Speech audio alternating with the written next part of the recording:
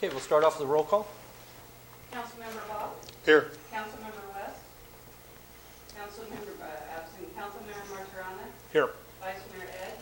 Here. Mayor Lund? Here. We have a quorum. Thank you. Okay. I'll open it up to public comment on items that are not on the agenda. These are a chance for you to come up and speak. We'll allow you 3 minutes. You can approach the council, and we can't take any action on it, but we will take consideration.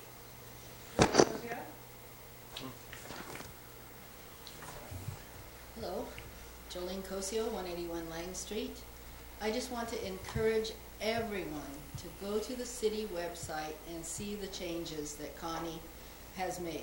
It is not completed. There's going to be little things that come up, and I'm sure she'll accept suggestions if people want to email her or come in and let her know that something isn't the way they'd like it to be, or they can't find something.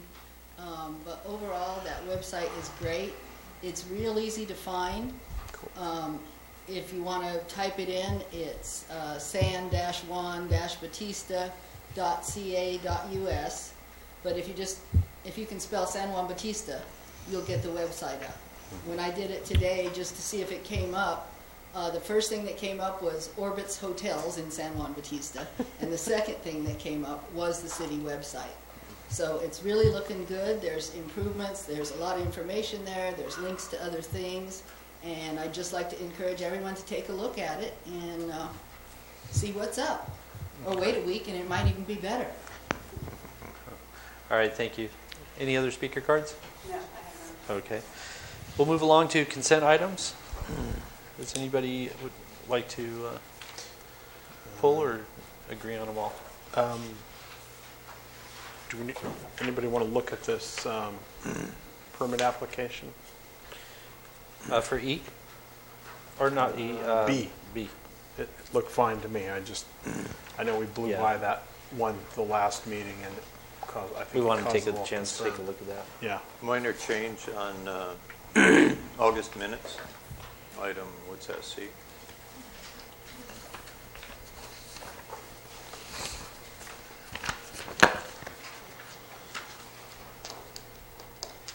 So you have an adjustment for that? Yeah. First page says fire chief's report. No one from the sheriff's department. Just minor. Anything else? I don't think I had any problem with the closure. No. Okay. Chris? No, it was fine. Tony? No. All I'll right. move to approve. Consider. A second. Okay. All in favor? Aye. Aye. Roll call vote. Councilmember West, absent. Councilmember Bob? Aye. Councilmember Martirana? Aye. Vice Mayor Edge? Aye. Mayor Lund? Aye. All members of the council being present, the motion is stated by the maker passes unanimously 4-1 with Councilmember West absent. And with the adjustment on the August minutes? Okay, and with the adjustment of the August minutes. Okay. All right, moving along to presentations and informational items and reports. A, proclamations. I, or one. Proclamation honoring El Teatro. Do you have this one have here? that. You have that one? I've Okay. got that one. Shall I? Yeah, if you'd like to present that. Okay, whereas El Teatro Campesino and its founder, artistic director, playwright, and filmmaker Luis Valdez set the standard for Latino theater or theatrical production in the United States, and whereas El Teatro Campesino was founded on the Delano grape strike picket lines of Cesar Chavez's United Farm Workers Union, where the company created and performed actos, or short skits, on flatbed trucks and in union halls. And whereas, after 50 years, El Teatro Campesino still believes that theater is a creator of community and that community is the creator of theater. And whereas, from the migrant labor fields to Broadway, Luis Valdez remains true to his original vision, performance that addresses the Chicano experience in America in a context meaningful to all Americans, and whereas it is the mission of El Teatro Campesino to create a popular art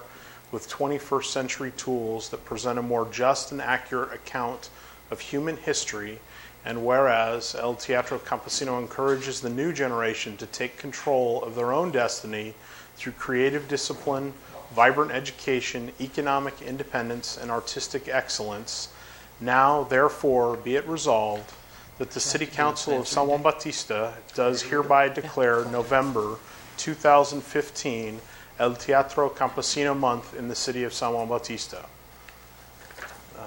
The proclamation will be delivered to the Teatro on the 31st just in time for their 50th anniversary celebration on, I guess, November 1st. Great. Is the official birthday. Thank you. All right. Did we have that presented to anybody? Or?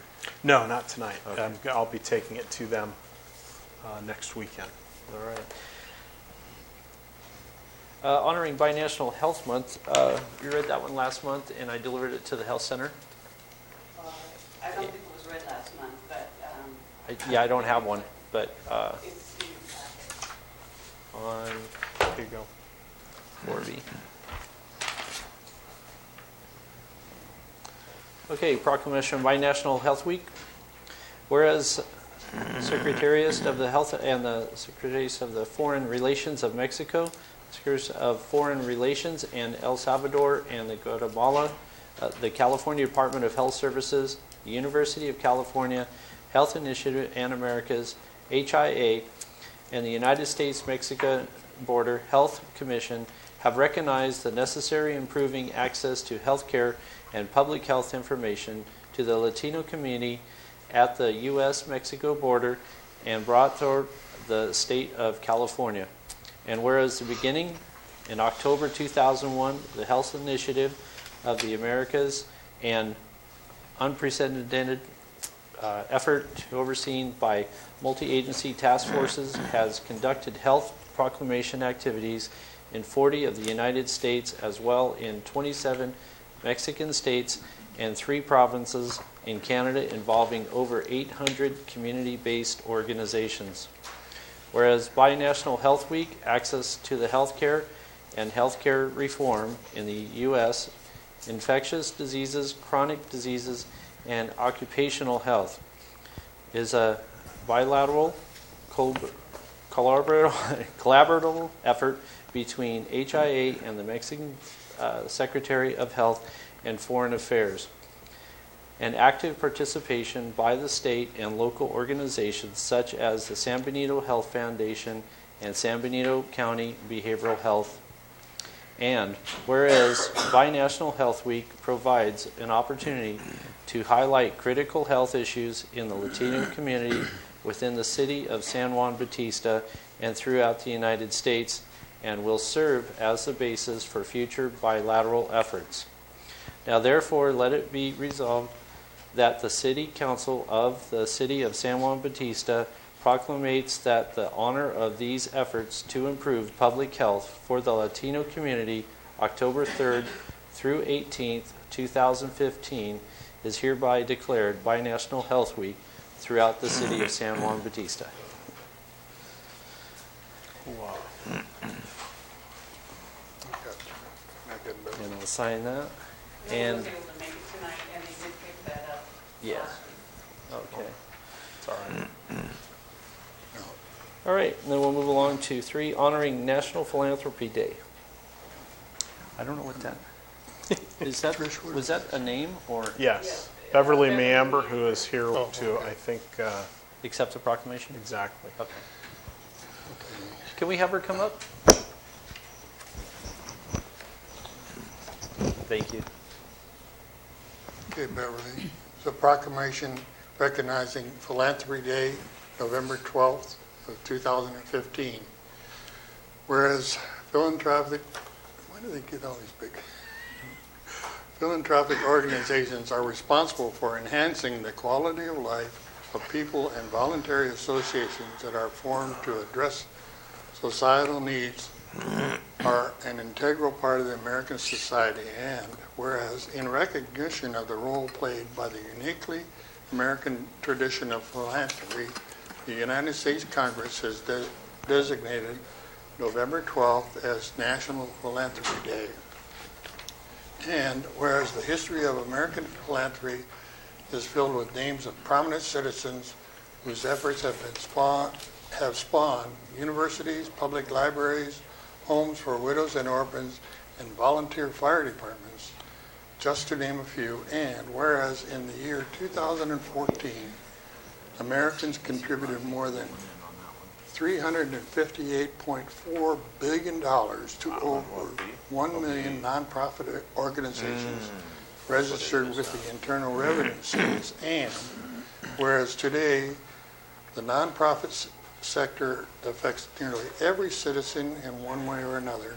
They include religious organizations, museums, and concert for our children to attend, little leagues and 4-H clubs that enrich the youth, and social service agencies that provide food, clothing, housing, and training to help the indigent. Now, therefore, be it resolved, the City Council of the City of San Juan Bautista does hereby proclaim November 12, 2015 as Philanthropy Day in San Juan Bautista, and urge all residents to recognize the traditions of American philanthropy as it continues to improve and enhance the lives of all by promoting the common good. And Beverly, you have been chosen as our... Thank you. I'm Beverly Meamber, and I'm serving as the chair of this year's National Philanthropy Day dinner. It's a mouthful. And this will be formally presented by, I believe, Mayor Lund at the dinner on November the 12th. So thank you very much for doing that, and you have a great nominee. I was there last year. It was a lot of fun. It was good. So see you on November the 12th. Thank you. All right, thank you. Beverly. Thank you. Chuck, if you want to come up, we're going to do the monthly financial statements, treasurer's report. Good evening. I'm Chuck Geiger. I'm the city treasurer of San Juan Bautista. Thank God it's October. Everybody happy? We almost got to the rainy season. We're hoping, San Juan, like as many communities have really had to cut back on the use of our citizens have given up their lawns and cut back on watering because we're all under this conservation by the state mandate. And that has an impact on us. And but the good news is I think we made it through the summer. Roger, our city manager, Roger's done a good job of keeping the expenditures in checks with respect to the revenues coming in.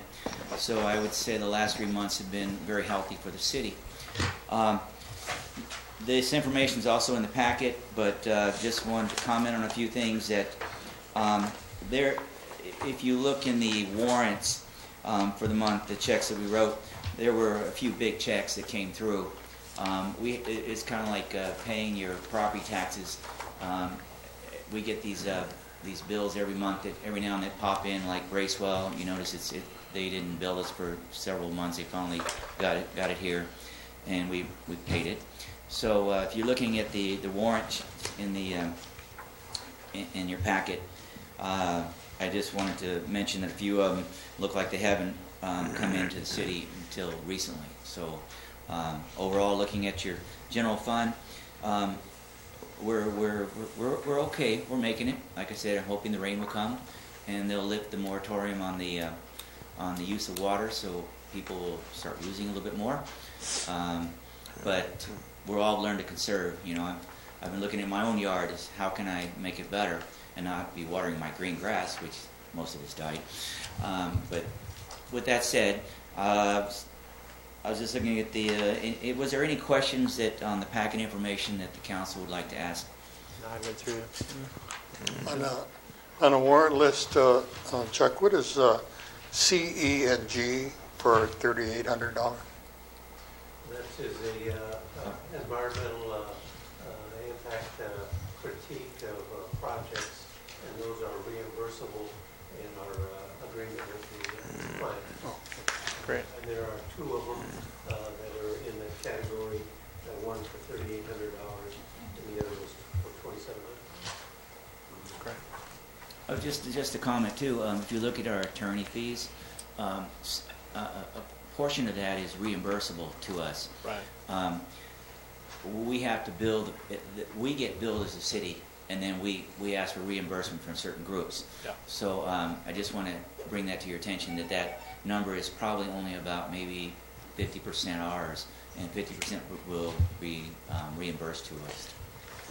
How about the big one on the final item for Wells Fargo? That is the annual debt service for principal and interest, the COP. This one here is always higher. The second one will be right in the $330,000 category. This one here, total each year is about $770,000 Right. for both principal and interest. Right. Okay. I'd just like to add a couple things here. That the general fund has shown an increase this year over the same time. We call this the end of the third month of the fiscal cycle, and we have shown an increase. There's a little bit of development going on in the community now. I think most people have noticed. What is it, down in San Antonio? There's some homes going in, which means they're paying the fees to bring the homes in. And I think that's a really good project. Just personally, I think it's a good project that we get that developed over there. I was just looking at the numbers because sometimes it's hard to read them all. Basically, our water enterprise fund, which is our water system, we're down about $23,000 over 3 months, which is conserving water. People are doing it, and that's part of what we have to do by the state. And that reflects a little bit of a decrease, in our revenue for the city. And was there another question from the council? Was there another check that people had a question about? I just like to say thanks. I see good things here, and I'm looking forward. Next couple months. I know there's a lot of good things. Drilling a well. We've got a lot of things going on, and I think we're really moving on the upswing, and I want to thank you guys for helping us. Thank you. All right, thank you. Thanks. Did we ever receive a sheriff's report? No, received none. Okay. All right, move along to the fire chief's report. Chief Del Campo. Good evening, Mayor and Board. I have the Hollister Fire Department responded to 432 calls. Of those calls, 9 of them were within the city limits of San Juan Bautista. You requested an update on how many calls were being ran here. Calls for service, vegetation breakdown, we've got a total of 15. Rescue and EMS calls are 256.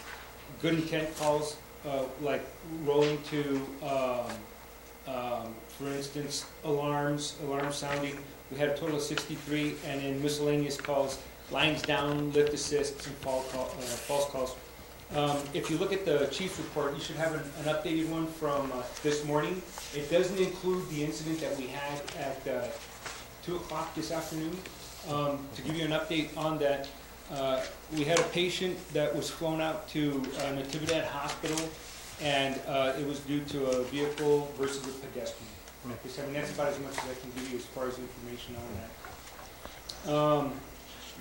You'll see the equipment status. I don't want to bore you with the numbers, but they have the mileage and some of the service that are being conducted. Your strength management right now for your department is 2 chief officers, 10 captains, 7 engineers, and 20 firefighters. I'm proud to say right now we've got a total of 23 reserve firefighters that just graduated and completed their training as of last week. And Fantastic. folks, if I can have you stand up, those of you in the blue. Okay. These are your newest firefighters for the reserve component.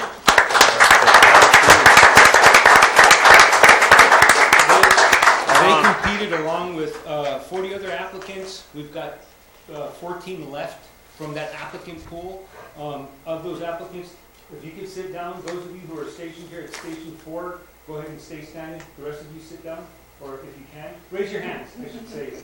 All right, those are your locals right there. Right. Thank you. Those belong to the San Juan Eagles. Right on. I reinstituted the original host company from 1868, and they're going to be bearing those colors. the San Juan Eagles Hook and Ladder Company. So that's a long-standing tradition. You got something to be proud of. Hey, you guys are older than the United States Marine Corps, so that's something to be proud of. All right. Career development for the continuation of this quarter, we have the completion of the Fire Academy. Our folks are going to be learning Firefighter Bill of Rights, which is just labor relations, and everybody needs to know that. Driver operator training in the spring, and we're developing position task books so they can promote on to the next rank, and to the next positions. Your fire marshal office has concluded, as of this date, 119 inspections at 90 hours. And if you can see the back right here, this is the institution of the reinstatement of the 1865 or 1868 hose companies, and in Hollister's 1878 hose and hook and ladder companies. And that concludes my report, pending any questions. All right. Oh, thank you.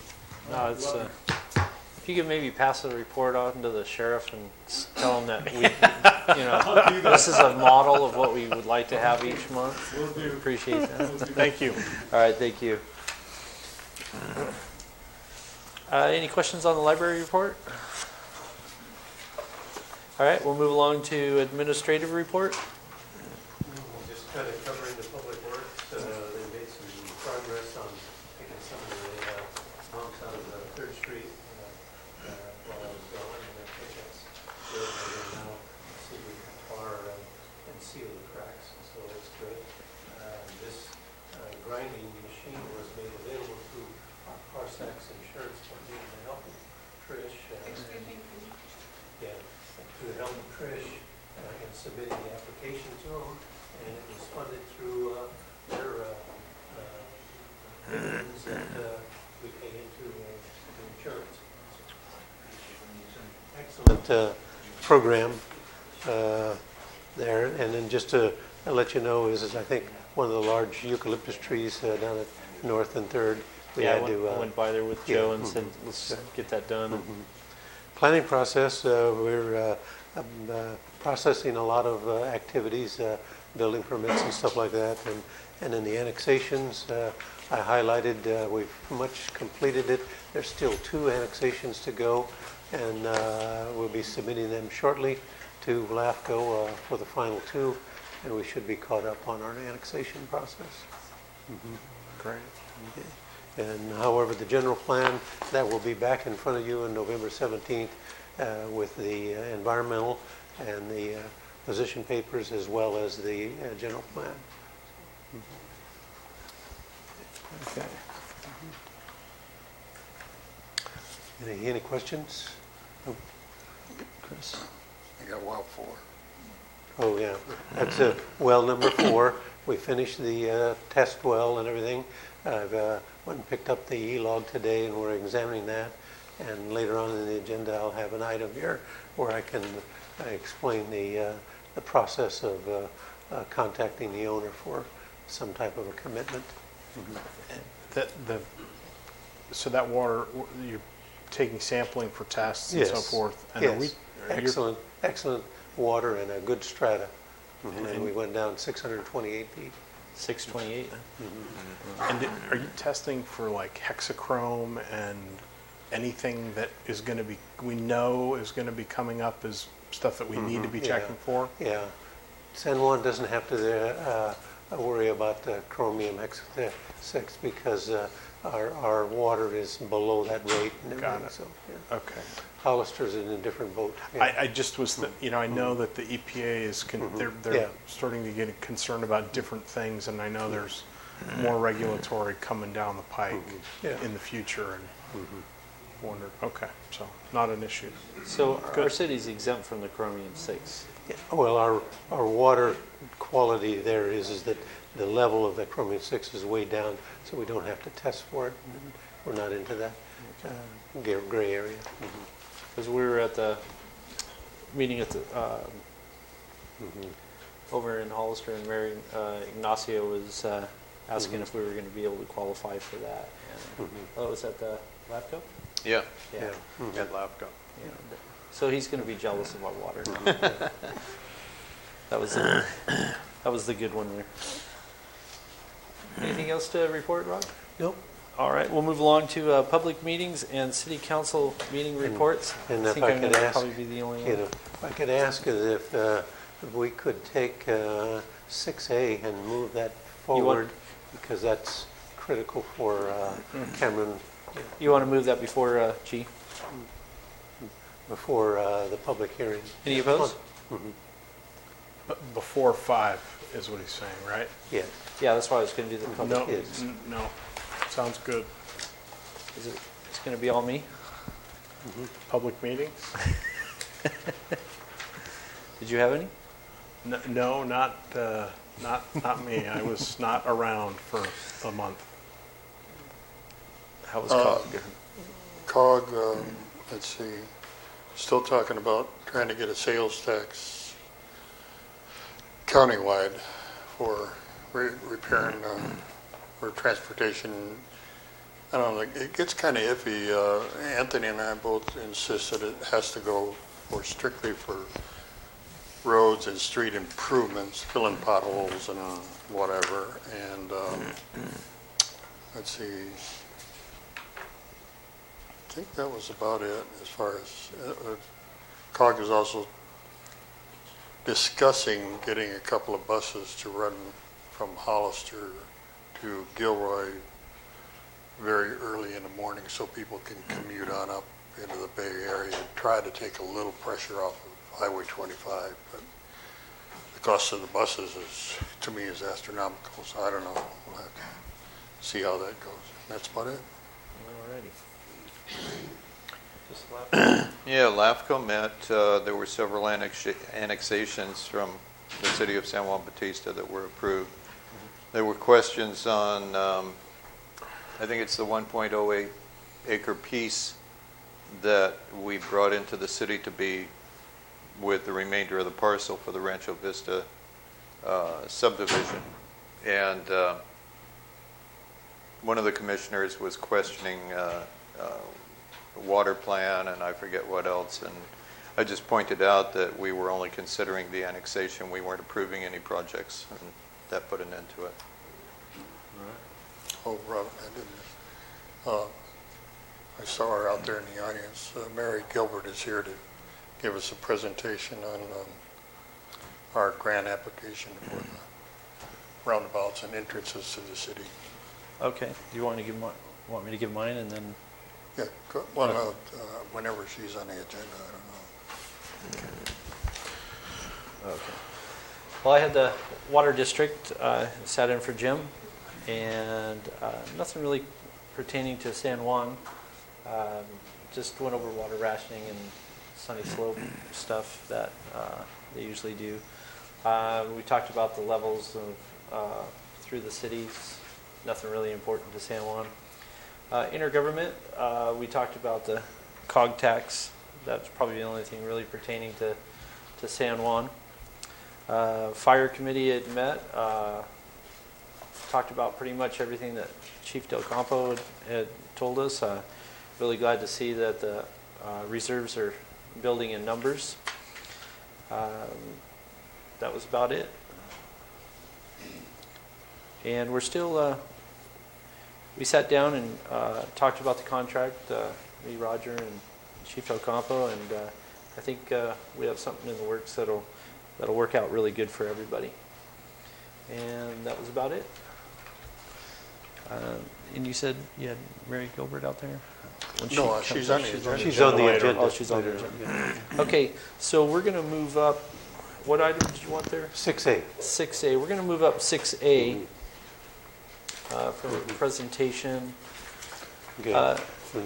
Mr. Mayor and members of the City Council, I would like you to call the meeting to order of the San Juan Public Financing Authority to be coterminous with the City Council meeting because they're interrelated, and you're going to be approving two resolutions, one for the City Council and one for the Public Financing Authority. 1 and 2. Okay. Would you like to come up for that? So you Is he going call- to be coming up with a Yeah, presentation? no, or yeah. we are going to be? Cameron's going to come up, but you have to first You have to open call the it to meeting order. Okay. and call the meeting to order for the Public Financing Authority. Okay, I'd like to call the meeting together for the Public Financing Authority. And roll Do call, we have a roll call? you know. Board Member Bach, Here. Board Member West is absent, Board Member Martirana, Here. Board Member Edge, Here. and Board Member Lund. Here. Okay. We have a quorum. Okay, Mr. Mayor and members of the council, I have Cameron Weiss in the audience, and he's going to speak to us with regard to the resolutions and the procedures as we go forward in submitting the POS and selling the bonds. I also attached a brief outline of time frame that you'll see on the whole thing. And Cameron, I'll turn it over to you. Thank you. Good evening, Mr. Mayor, members of the council. I'll address you as council, even though we know we're in a joint session here with the board as well. So, yes, good evening. And the matter before you tonight is really a continuation of the matter that's been presented several times now. As a matter of fact, the resolution predominantly speaks to the approval of the preliminary official statement, which is the document that is the city's document and the authority's document that describes the transaction, the issuance of bonds, the revenue stream for repayment, the water enterprise, the wastewater enterprise, the project, the water softening project that will also be financed, and then the payoff of the PAVEX loan, and so forth and so on. But that's the overall document that's under consideration for approval. That particular document was approved at a prior meeting. So really, as a result of a rate study that was recently conducted and confirmed, we needed to come back before you again. It's important that investors have real-time information and up-to-date information. So really, tonight's meeting was really just an opportunity to get back in front of you, say, hey, look, everything has been going according to plan. We just had the one little swerve in the road we had to deal with. We're bringing that back to you now for final approval as to the form of that document. Obviously, there's still some blanks. Those are the pricing changes that need to be worked into the document once the bonds are marketed by the underwriter. As we've talked about in the past, there's about a 2-week marketing period. After the bonds are insured and rated, first of all, we're in the middle of the rating process now. Once we receive the rating, that'll go on the preliminary official statement. The underwriter uses that information to market the bonds, comes back to your stat, Roger, in a couple of weeks to 3 weeks once there's indicative interest and the underwriter works those rates to the lowest levels.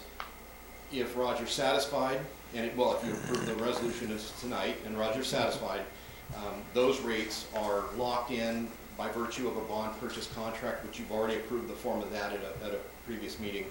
So that pricing detail will then be implemented into the preliminary official statements before you tonight. That then becomes the final official statement and goes on record, and everything is approved at that point. The new money then gets transferred to the trustee, your existing trustee, pursuant to the escrow agreement, to pay off the old bonds, which is the largest portion of this financing transaction. There is a small portion for, as we talked about, the water softening facility, and then, of course, the payoff of the PAVEX loan. And, of course, the goal is to substantially beat what's been presented as far as interest rates. We don't know exactly what those are at this point, but we've been told that we're doing better. So the market has cooperated miraculously, actually, because there was so much bluster, that's been happening over the last 2 to 3 months as to what's going to happen. And as it turns out, it's been a stroke of luck for the city to wait this out and to go through that water and wastewater, study, take this extra time, because the rates have actually stiffened, meaning they've been better. They're going to be better for the city. So I think all in all, it's a good thing. Also before you tonight is a couple of policies that are good for the city and for future councils, future staff, when it comes to monitoring and processing this transaction after it's closed. So there's one that has to do with continuing disclosure requirements, it's an SEC requirement. You have it now.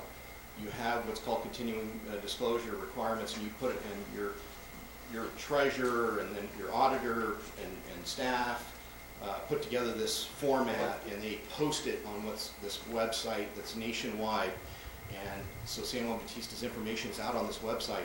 But this policy that's before you gives you a cohesive way to deal with that each year, so that staff knows, okay, we have this coming, we know what the procedures are, and you can anticipate it and get better information out to the public. That's important for rating agencies to know that you, as a city, are taking care of your business, that you care about it, and you're taking care of it, and that's going to enhance your ratings now on this transaction and into the future. And that's Exhibit A. Right. Right. And then there's also a post-issuance IRS policy and procedure. Again, that's just something I put together for staff to say, look, if rates do go up and there's the potential for arbitrage, staff is tuned in to look at this once a year and say, if the rates go above the bond rates, yield on the bond rates, you might have some arbitrage to deal with. And so that's in your documents now. It's nothing different than what you have right now as a requirement to review. Every 5 years is the rule with IRS. You have to do a 5-year look at it. Now it's just a policy. It's to say, look, we have something here in writing. Staff can look at this and, this is what I need to do. This is the procedure I need to follow. Again, it's good for your interest rates. Rating agencies like it. And I think it's good for the city. So those are the items on the resolution that are being considered for your approval. And as I said, if you choose to move forward, it will take an action on both. I think as a city council, a vote and approval, and then also then a separate vote for the authority. Any questions? Okay. Are we going to go ahead with that? I have nothing. No. Are we to go out on the agenda for the Public Financing Authority regular meeting that's posted for tonight? That's It's posted and it's a joint meeting. Concurrent It's a joint- meeting. Yeah, okay. we're running it right now. So we'll be opening up to public comment too. Yeah. I have a couple of questions. Oh, sure. Yeah. Number one, I've been in the stock market for years, but I still don't understand arbitrage in relation to our bonds. And then our rate is fixed, is that true? That's correct. Yes. Well, that would be a whole course. Okay, well, I'll take a class. But, I mean, the short story on arbitrage is that when you have tax-exempt debt, which government agencies can issue tax-exempt debt, it's really the only tax-exempt debt that's actually available on the tax books any longer. The federal government is very concerned with cities or agencies issuing this tax-exempt debt and then reinvesting in higher yields than what is on their bonds, because you can imagine if you get a tax-exempt rate, it's going to be a lot better than a taxable rate. So if you as a city or an agency is issuing debt and then investing, you can see where abuses can take place. If you're able to earn more just by virtue of putting it into treasuries that are taxable and your tax-exempt bonds are yielding less, you could potentially have a money-making play. And there's been several cases that have gone through the courts that have determined our tax laws today, basically shaped them. So. Okay. It sounds good, but it's not okay. Right. Okay. Any other questions? All right. Okay. So we're Since gonna you're open in this- joint sessions there, Okay. you could entertain the resolution from the city council. Do I want to open and up for as public well comment? as the resolution Okay. from the Public Finance Authority. Okay, so first of all, I'm going to open up for public comment. Do we have any, no speaker cards for that? Okay. So then we'll move along to 3 for action items. Approve affidavit for posting agenda. Do I have a motion? So, Second? All in favor? Aye. Roll call? Board Member West is absent. Board Member Bach. aye. Board Member Martirana. Aye. Board Member Edge. Aye. And Board Member Lund. Aye. All members of the board being present, the motion is stated by the maker, passes unanimously, 4-1 with Board Member West absent.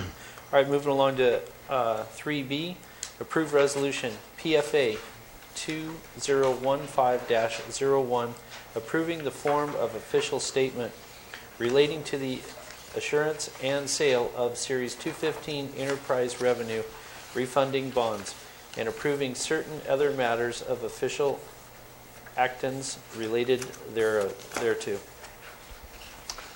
And the number? Is this PFA?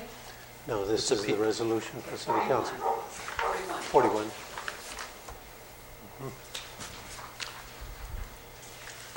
So it's not a resolution PFA? We'll do that next. That was Next, take a Okay. vote on this. 41. So, okay. This is on the affidavit and posting. Item B. Item B. So we're going to be approving two resolutions. One's a PFA and the other is going to be, But the first one is the City Council, okay. you know. Okay. So we need a motion. Yes. So I move that we pass a resolution of the City Council of the City of San Juan Bautista approving the form of official statement relating to the issuance and sale of Series 2015 enterprise revenue refunding bonds, establishing certain related policies and procedures, and approving certain other matters and official actions related thereto. No second. All in favor? Aye. Roll call vote. Councilmember West is absent. Councilmember Bach. Aye. Councilmember Martirana. Aye. Vice Mayor Edge. Aye. Mayor Lund. Aye. All members of the council being present, the motion is stated by the maker passes 4-1 with Councilmember West absent.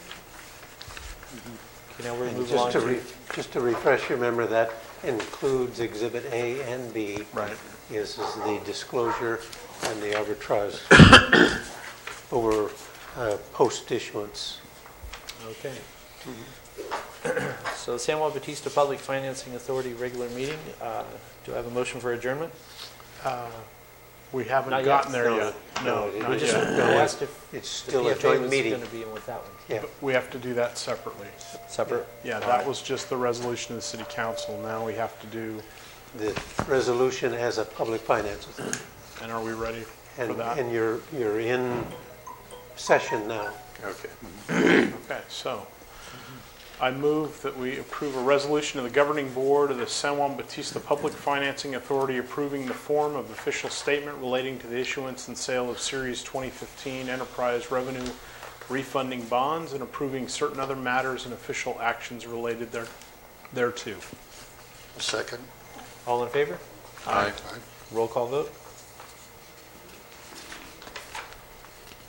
And this is resolution 03. It's going to be 03? Yes. Board Member West is absent. Board Member Bach. Aye. Board Member Martirana. Aye. Board Member Edge. Aye. Board Member Lund. Aye. All members of the board being present, the motion is stated by the maker passes 4-1 with Board Member West absent. Okay. Now we Are adjourn. we ready to adjourn now? Yes. Motion for you're adjournment? ready. Also move. Second. All in favor? Aye. Aye. And Good night, your- everybody. a motion to adjourn the My public favorite part of any meeting. financing authority. Okay. I'm sorry. So now Say, we're, the motion is to adjourn the public financing authority, Right. not the city council. okay. Yeah. Sorry, everybody. Now, your attention is directed to, and I gave you the revised that they emailed to us today and everything, and that gives you the activities. And down on that list there, October the 20th, as the council authorizes the POS, and then you can kind of see the rate calls of what Cameron had outlined, receiving the ratings, and it goes all the way through, and come along about December 16th, we should be able to close. Everything is right.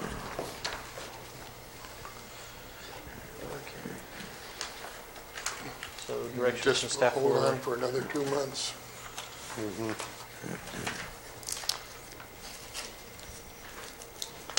so direction from staff, we go back into regular. Yes, you can go back to the regular, please. Okay. 5A. So we're going to move back to 5A.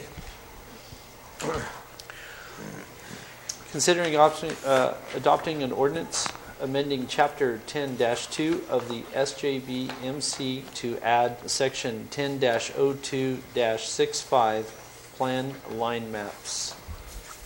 Staff? Yeah, this is the second reading and adoption of the plan lines. The first reading and introduction was at the last meeting. This allows and puts into statute the ability for us to prepare plan lines so that we can reserve critical rights-of-ways, easements, and pathways for the future. Okay. And what direction public will go after this? It would be is to make a motion to adopt Public ordinance. All right. Yeah, I'll public comment. But have a public comment first, and then Any public comment? No, I have no speaker card. Okay. We'll move back. One typo, but in the first paragraph, I think it's the second sentence says the Planning Commission shall have the authorized to develop, should be the authority the authority, yes. to develop specific plan line maps. Otherwise, it looks great. Thank you. Okay. Motion? I'll move that we have the second reading and adoption of ordinance, do we need a number? 22. 22. An ordinance of the City Council of the City of San Juan Bautista amending the San Juan Bautista Municipal Code, Chapter 10-02, to add Section 10-2-650, authorizing plan line maps under Article 6, General Regulations and Standards. Second. All in favor? Aye. Roll call vote? Councilmember West is absent. Councilmember Bach. Aye. Councilmember Martirano. Aye. Vice Mayor Edge. Aye. Mayor Lund. Aye. All members of the council being present, the motion is stated by the maker passes 4-1 with Councilmember West absent.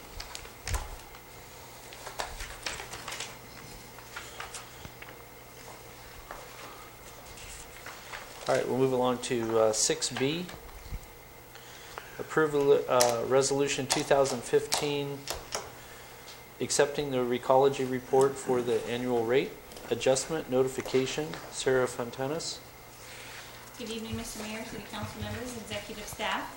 My name is Sarah Fontanos. I am a management analyst for the County Administrative Office. As you may or may not know, Mandy Rose, the department head of the County Integrated Waste Department, retired back in February 2015. As of March of this year, I was tasked to hold the ship together, so to speak, during some transition. What transition, you might ask? That was 18 years of institutional knowledge that was lost with Mandy's departure, in addition to a combination of our integrated waste, planning, and public works department to what is now known as the Resource Management Agency. At the time in March, we didn't even have a director for the Resource Management Agency either. It was just a concept. So there's been a lot of change and transition, consolidation, not just within departments with themselves, but at a very small level in departments themselves as well. What I have on the agenda for you today is the Recology letter and the rate increase that is part of the contract, and I wanted to kind of give you that pre-front of an introduction of the changes, just because as you've received the letter isn't how I would have liked to send it to you. I just want to give you a preface here that it has been a very difficult kind of stumbling block for me to pick up on all of these things. There has been a lot to learn. However, I assure you I'm not alone. We've hired some really wonderful consultants with long-time knowledge of this industry to back us. So there's no issues there. It's just a timing change. So I do apologize for the late notice. However, it is a part of our contract with Recology to have these rate increases, as you know. So if there are any questions relating to those rate adjustments, be happy to answer. Phil Couchet is also here, General Manager of Recology. Unfortunately, I don't have any of the other items I was hoping to talk to you on the agenda today, but I'm happy to bring that back along with Michael Hodges, who is not a new analyst within the county, but who will be taking over the integrated waste duties for the county. So if there are any questions regarding the rate increases, I can also kind of give you some information and background to why landfill rates increases increased, which did affect the recology increases by about 31 cents, I believe we saw, per month on certain items. So if there are questions, or if you wanted me to kind of give you a background on why the landfill rates increased. Bring it back, Chris. I think, Sarah, more important is that I would like you to relay to Recology to have a representative, at least on a quarterly basis, stop and touch base with the administration here in San Juan Bautista. Okay, I think that. You know, right? I think that's important. Absolutely. Because it seems like there's a void and we don't have contact, and there's some issues I think that we'd like to go over. You know. I would agree, and I can say as well, City Manager, that myself, the county as well, will touch base more often with you about other items as well. Not a problem. Any other questions regarding the rate increase for Recology, or? Any chance of a reduction in the future? Well, that will be up for negotiation. Their contract ends in 2018, and that will be a conversation I'll have with all of you at a later date. You'll definitely be involved in. All right, I'll start preparing. It's pretty straightforward. Why is San Juan's rate higher than anybody else's? I'm going to bring Phil on up for that one. Mr. Mayor, members of council, the rates have different components, and one of the major components is a franchise fee, and I believe the franchise fee in San Juan Bautista is higher than it is Hollister in San Benito County. That's the fee that the college pays to the city. It's not much. It's pennies. Yeah, it's very little. I just hate to see us Hollister beat us out on anything.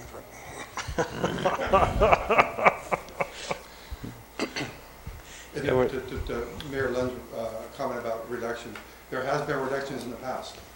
It's all based. It's a calculation based upon CPI and fuel. In the past, the rates have been decreased. Well, hopefully the fuel rates can stay the way they are now, and we all hope. That would definitely help out. A lot out. of fuel. All right, thank you. Any other questions? No. Okay. We'll bring Sarah back up. It's almost like the intergovernment meeting. We got Mary and Mary. So otherwise, I appreciate your guys' time. If approving the agenda said to approve the resolution for the report. Otherwise, I look forward to seeing you all again for more information on integrated waste. All righty. Thank you, Sam. Do we have any public comment? I failed to mention, I would really like to sincerely thank Sarah for her efforts in stepping in. Very tough, difficult situation. You know, as she said, Mandy left with a huge amount of knowledge, and Sarah's done a great job in stepping in. So I thank her. Good. Thank you. Okay. Any public speaking cards or? No, okay. no. Cards on this item. Okay. Is there a resolution somewhere in here? Yeah, it sure That's is. what I was looking. No discussion. Is the resolution in the packet? It is. It's right before. If you look for item 6C, it's the page before. So it's Last one? yeah, it And the follows number. her Oh, okay. inclusion. And the number. It is 42. 42. I'll make a motion that we adopt Resolution 2015-42, a resolution of the City Council of the City of San Juan Bautista to accept the annual rate adjustment notification report by San Benito County Integrated Waste Management. All right. Do I have a second? Second. All in favor? Aye. Roll call vote. Councilmember West is absent. Councilmember Bach. Aye. Councilmember Martirana. Aye. Vice Mayor Edge. Aye. Mayor Lund. Aye. All members of the council being present, the motion as stated by the maker passes 4-1 with Councilmember West absent.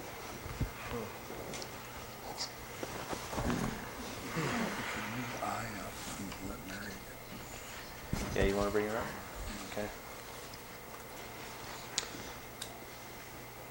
Okay. I think we're going to move item 6I up. Is that the one you want? 6I? Consider a request for a letter of support for an application to the Department of Transportation, suitable transportation planning grant to prepare a Highway 156 Intermodal Enhancement Study, COG Director Mary Gilbert.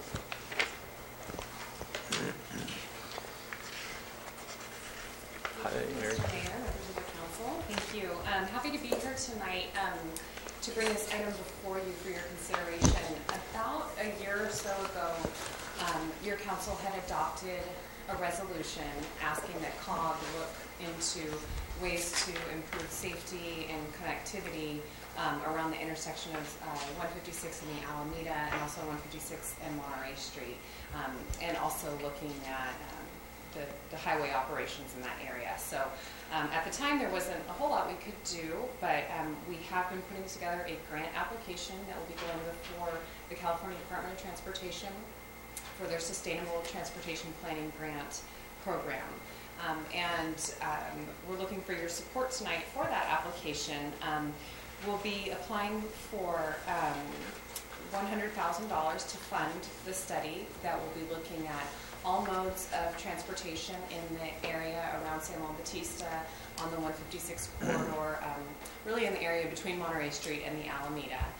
That's an area that wasn't really considered in the Caltrans project that's going to be moving forward, the 4-lane expressway. So we want to make sure that this area has the attention that it needs, that we see if there's any community-based solutions that we can find.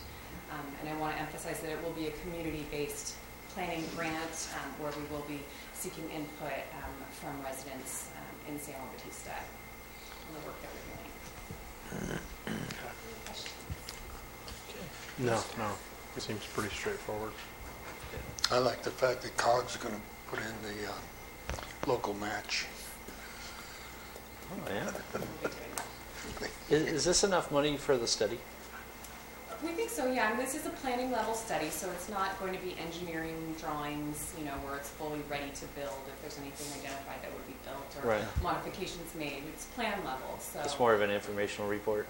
I think so, yeah, to really set some goals and identify some potential future projects that, then would get further study if needed or further design if needed. Okay. It would be in order then is to authorize the mayor to sign the letter. Be happy to. And forward it to Mary. Yeah. Okay. Public comment? What's that? Any public comment? Any public comment?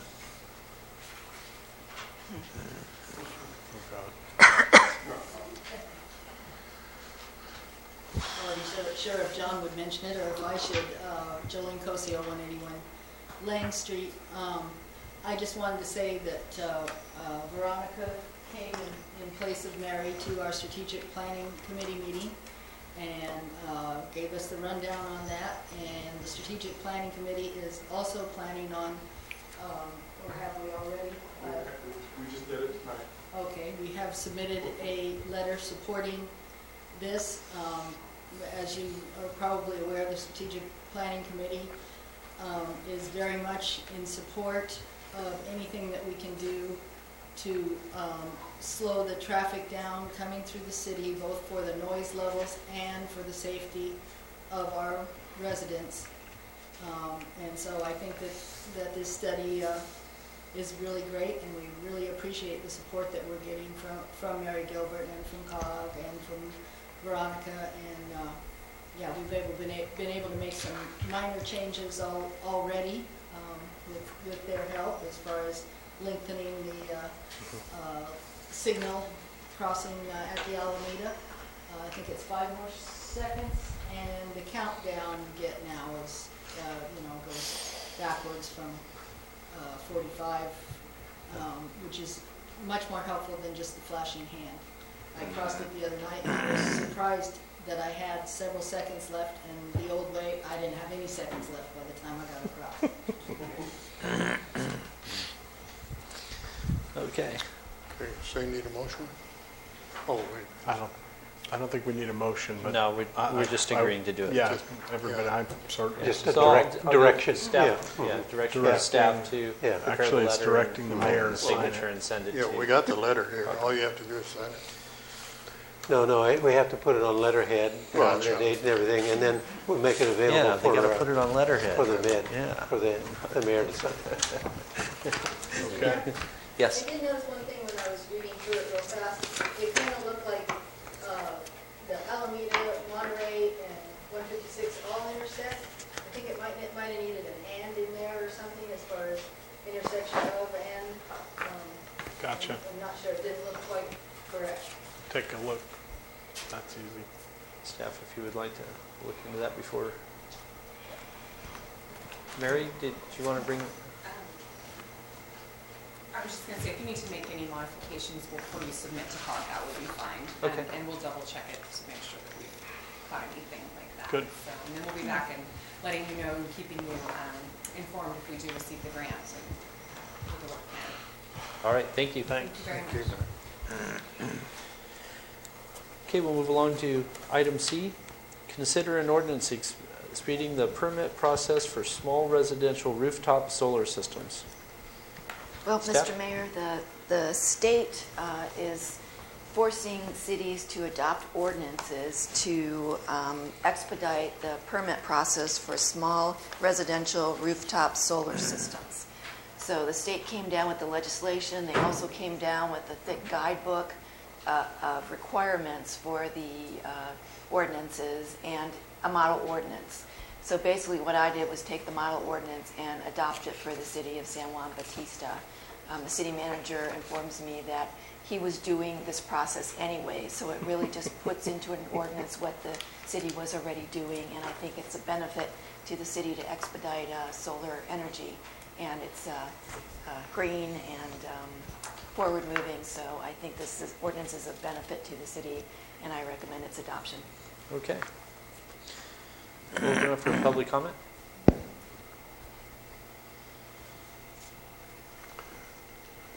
So is this good?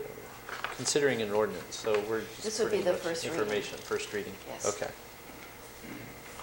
And we are on 6.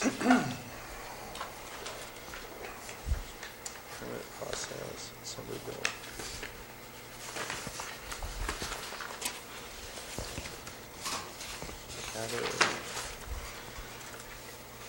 So which part do they want for the first reading as they're going through the rooftop? It's just they a want the whole motion thing? to introduce and read by title only. Okay. Do I have a motion? Any discussion? Ordinance number, oh, we don't give the number at this time, Yeah, do we? the number is not given till you adopt it, yes. Okay, I'll move that we introduce this ordinance, an ordinance of the City of San Juan Bautista amending Title 10 of the Municipal Code by adding Chapter 10-7 to provide an expedited permit process for small residential rooftop solar systems. Second. All in favor? Aye. Roll call vote. Councilmember West is absent. Councilmember Bach. Aye. Councilmember Martirana. Aye. Vice Mayor Edge. Aye. Mayor Lund. Aye. All members of the council being present, the motion is stated by the maker passes 4-1 with Councilmember West absent. Okay, we'll move along to item D. Consider an ordinance that would amend the municipal code dealing with regulating massage establishments. Mr. Mayor, this one's mine as well. The state adopted an ordinance or legislation that changes the requirements that cities are allowed to impose on massage establishments. It basically allows you to issue permits for the establishments themselves, but the state wants to regulate the massage therapists. And so they're creating a California Massage Therapy Council to issue licenses to massage therapists. And they say that cities, you can't regulate this anymore, you have to pass this on to the state. So the city of San Juan Bautista's ordinance was actually out of date because maybe 5 or 6 years ago, the state said, you can't do anything, we're going to regulate this. And so this ordinance they passed this year said, well, okay, cities, you can regulate the establishments, but we're going to regulate the massage therapists. So this, I just took your ordinance and I changed it to define the California Massage Therapy Council and the regulation, and then to add that they would regulate the therapists, but only massage parlors which employ these therapists can operate in the city of San Juan Bautista. So I know you don't have a lot of these establishments at the moment, but, in case someone comes down the line, your ordinance will be legal, and otherwise you wouldn't have been able to enforce your ordinance because it was subject to challenge. We don't have any businesses at this time that are, we have one? One. That's what I thought we had. Where is it? Couldn't tell you. It was behind the land office at one time. Okay. And then there was one, I never did figure out what that guy was doing at the windmill there. He went to jail. He was all over the internet. He got arrested for practicing medicine. Oh, Okay. Move on. So, on page 9, under 5-29-415, it refers to the chief of police, which we, of course, don't have. So it should be the sheriff. Yes, we can change that to sheriff. Or just police. County, oh, instead okay. of- Is that, because they're the police authority, is that how Right. that works? Okay. Right.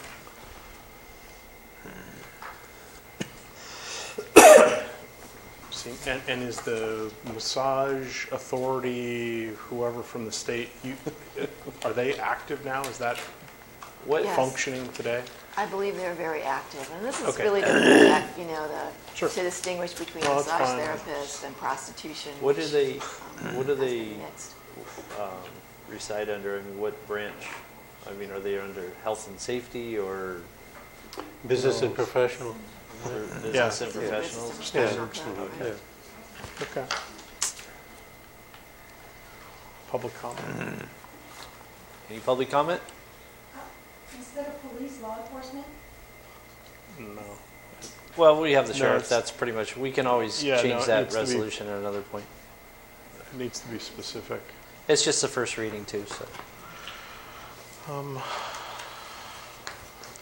I'll bring it back to council. All good. Ready? Okay. I move that we adopt an ordinance of the city of San Juan Bautista rescinding chapter 5-29 and replacing it with a new chapter 5-29 regulating massage establishments and massage services.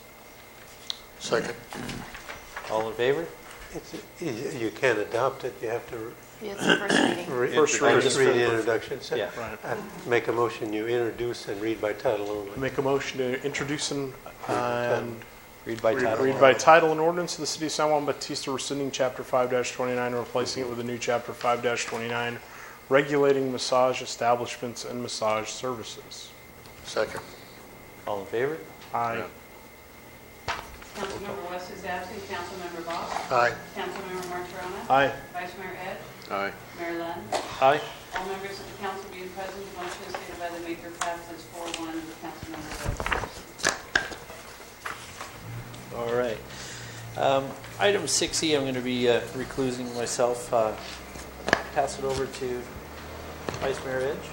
Oh, okay.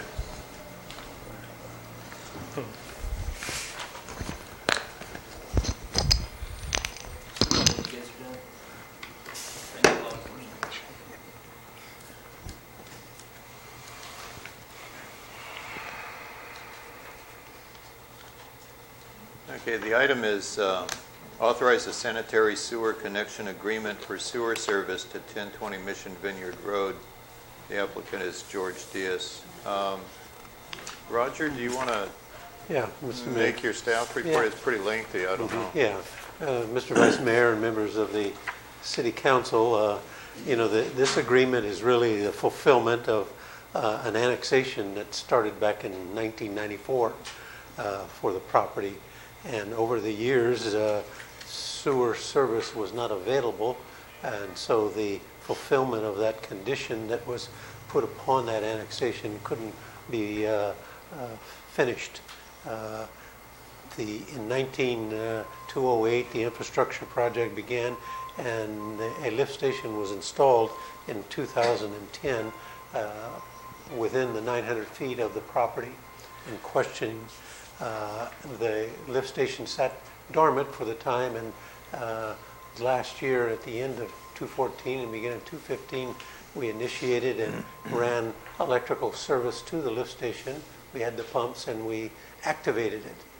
And the reason that we were adamant about activating it is that both the Diaz property as well as the Mission RV Park were having somewhat problems with their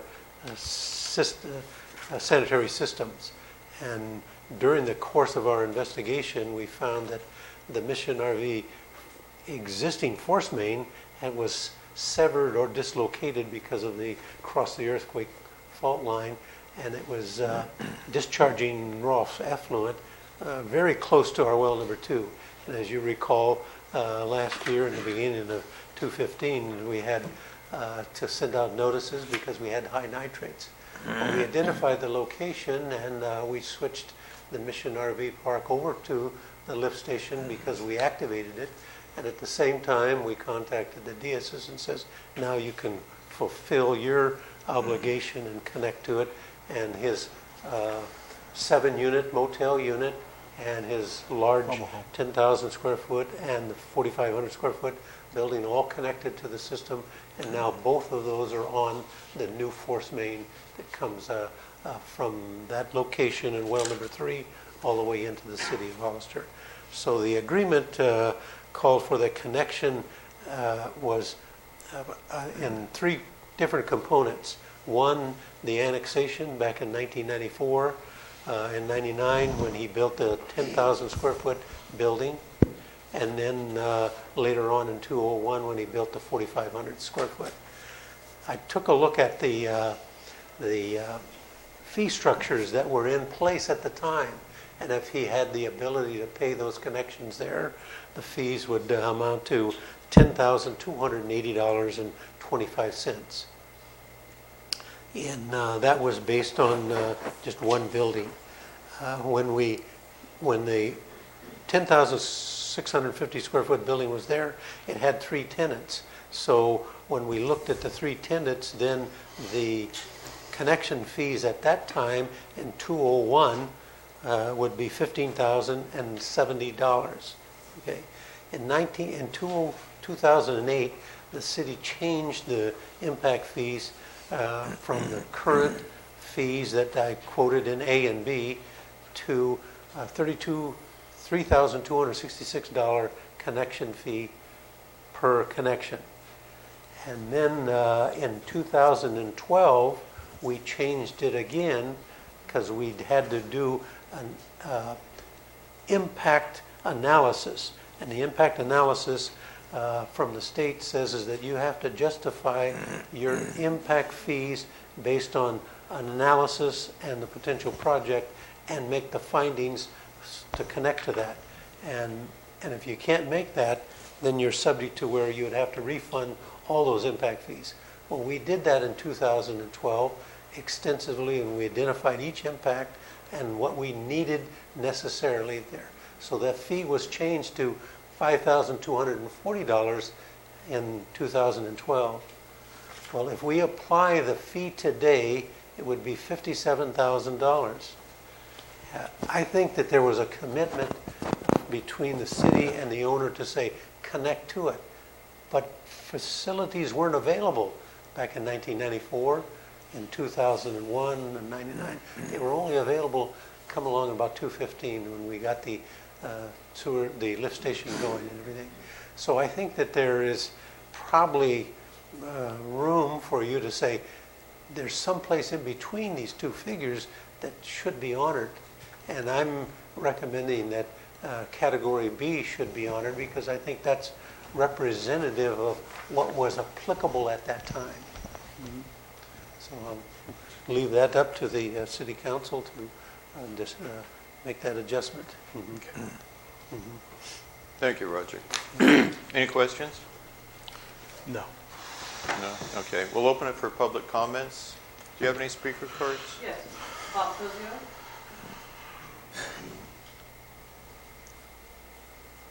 Bob Cosio, 181 Langston. In 1994, with that verbal agreement at the cemetery, for a cemetery plot, $150. Okay. Then we go back, say for example, this past year, there isn't any for $150 anymore. I should have bought it then. But that's my fault. Okay. Tony knows what it costs, and I'm not exactly sure, but it's not $150. But anyway, I was reading the packet tonight, and it's hard to believe that you can go from $15,000 to over $57,000 for this issue. There has to be a hit there somewhere. And I'll agree, maybe it's not 57,000. I would think it's 15,000. This individual could have put his own line in '94. He chose not to do that. So, and getting back to the RV park has his own lift station. He can work without this new lift station. He doesn't need it. And perhaps there was a leak in his line. But that's another issue. The issue here is this lift station, the new one. So the RV park doesn't need it. The individual has the property at the end of the line. He has the upper hand on it because it's good for him because he doesn't have to pump a septic tank every so often. And also, let's see what we're talking about. City manager mentioned back that it was fired up around December of 14, the electrical and whatnot. Well, I read the meter in February. It was being used then at 2:15. And also, 2 meetings ago, we said, well, we're going to charge this individual because apparently he hadn't paid any sewer for the past 3 months. Yeah, but that was 2 additional months since then, so now it's 5 months. As you paid, I don't know, that's not my department. But if we were to prolong this thing for another year, then you get more free sewerage. Okay. So this has to be taken care of. And let's see here. And it's, you know, it's kind of a disservice to the city and the citizens of San Juan Bautista. Because as soon as you get hooked up, you're paying. For example, I'm putting a new roof on my shop. Well, I had to get a permit. And I knew that. And this individual knew that he was going to have to pay some money sooner or later. And, you know, he had since 1994 to think about it. And furthermore, so he has to pay this money. And he has to charge his renters for sewer usage. Well, that's not out of his pocket. This is out of the people that rent from him. So in reality, it's not going to cost him anything as far as, you know, getting hooked up at all. Eventually, it's going to get paid off. But I know one thing, I wouldn't want to be pumping my sewer out every couple of weeks. Thanks. Thank you. Any other speaker cards? Jolene Cosio? Jolene Cosio, 181 Lang Street. It just seems to me that we need to be fair to all of the citizens of San Juan who are all paying higher sewer rates. And it's hard for me to understand why you would want to go back to something that long ago, because the cost of everything has gone up so significantly. And we're adding quite a bit to our sewer now. And as Bob said, this person could have put in a line just like the RV park put in a line in '94. He chose to wait until the city line came out there at great expense to the city. Now, they put that line out in order to put in a pellet softener, but it's still to his advantage to have that line there, to have that lift station there. And I'm sorry, but I just really think that he should pay the current rates, and if the council feels that he should get a little bit cut off for being a good citizen or whatever, that's up to the council. But I really don't understand this idea of going all the way back to the rates that were charged in '94, when he had the option in '94 of putting in his own line and hooking up to the sewer, and it probably would have been a lot cheaper for him, actually, as it turns out, to do that, than to hook up at today's rates. But if I was putting up a house and got a permit, I would be paying for the day that I hooked up to the sewer. I wouldn't be paying for the day I got the permit. That's not how it works. Any other speaker cards? No. Okay, we'll close the public hearing and bring it back to the council. Who wants to start off? Well, I know one thing. I don't want to settle for 15,000. 57,000 seems somewhat high. I just kind of figured it out. If we split the difference, we're looking at 30. God, I lost it here. 57. Looking at 42,000, which, you know, if he was building it today, that's what he would pay for it. He's had 20 plus years knowing that he's going to have to pay something, and I don't know where I got it in my head, but I always said I'd settle for $36,000, which is basically the mobile home park. After the last meeting, we had, there was, they're not included tonight, but there were the documents from, I think, from 1994, and it clearly was, I spent a lot of time looking at it during the meeting because I didn't understand the issue that clearly at that point, and it seems clear to me that, I think the intent was for him to connect to the sewer line at that time. My understanding is that that the agreement was that the mobile home park would bring their line down and that they would then connect at that point. But when in fact that was installed, it was not adequately sized to handle the capacity. Does that ring true? Is that, or do you know? I don't know. I don't know how big that septic system was when it was Sure. originally put in, but it was an older system, that was put in with the original thing before it was annexed. It was in the county at that time. So, I agree. I mean, I think the intent at that point was I think he could have at that point paid the fees and then waited and had the connection fees done, and I think that was the intent of that agreement, and it just by circumstance ended up taking this long to connect. I agree with Roger. I think option B makes sense. So I think that was the intent. It clearly was not what was written, but I mean it was pretty lackadaisical. It was not very. It certainly wasn't very professionally done. When I would blame the city manager at the time, probably for that. And I think from the documentation, I think he tried to pay the fee to the previous city manager, but they didn't accept it. Right. It was. Yeah, that's like I said. From my reading of it, after going back and reviewing it again, it seemed to me that was the intent, and that unfortunately it's been lost in the shuffle for a very long time. So.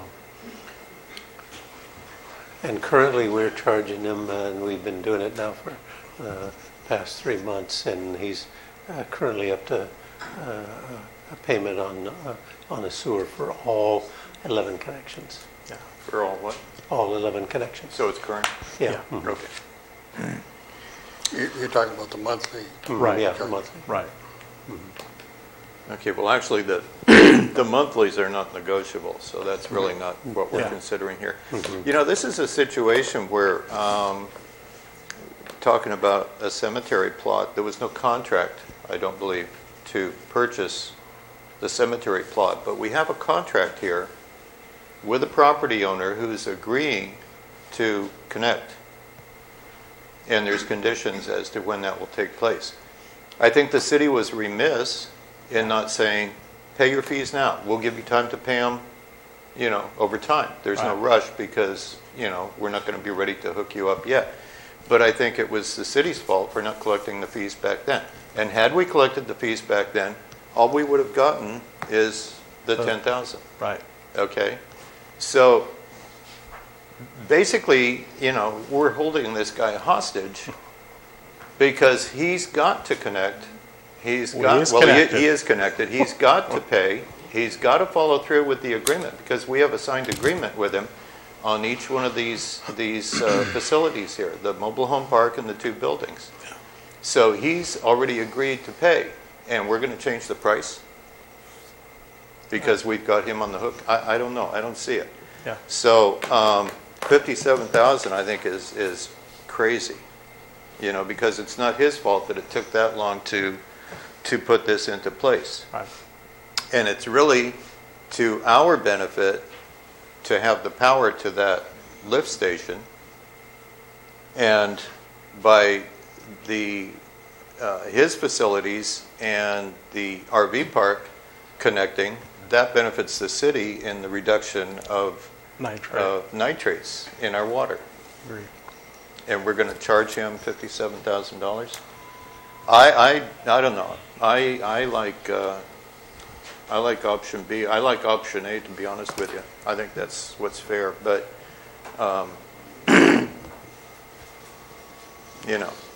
option B would be at least better than $57,000. Tony? What do you think? No, I already said. Somehow I got it in my head, and I'd like $36,000. That's a good deal. 11 connections at $3,000 a piece. If he was building it today, he'd be looking at $57,000. But he's not building it today. Well, he built but we don't charge everybody. He had the option. He didn't. He did too have Rick's the option. He fault. could have put in his own line just like John Kurosaki did. But that's not what the city asked him to do. Well, And I think that's, to Rick's point, that's the... No, as I understood it, the city wanted him to connect to John Kurosaki's line. John Kurosaki said no way. That was his line, and he wasn't letting anyone hook up to it. So that was, then this other thing came about. But anyhow, you can make a motion, whatever you want to charge him.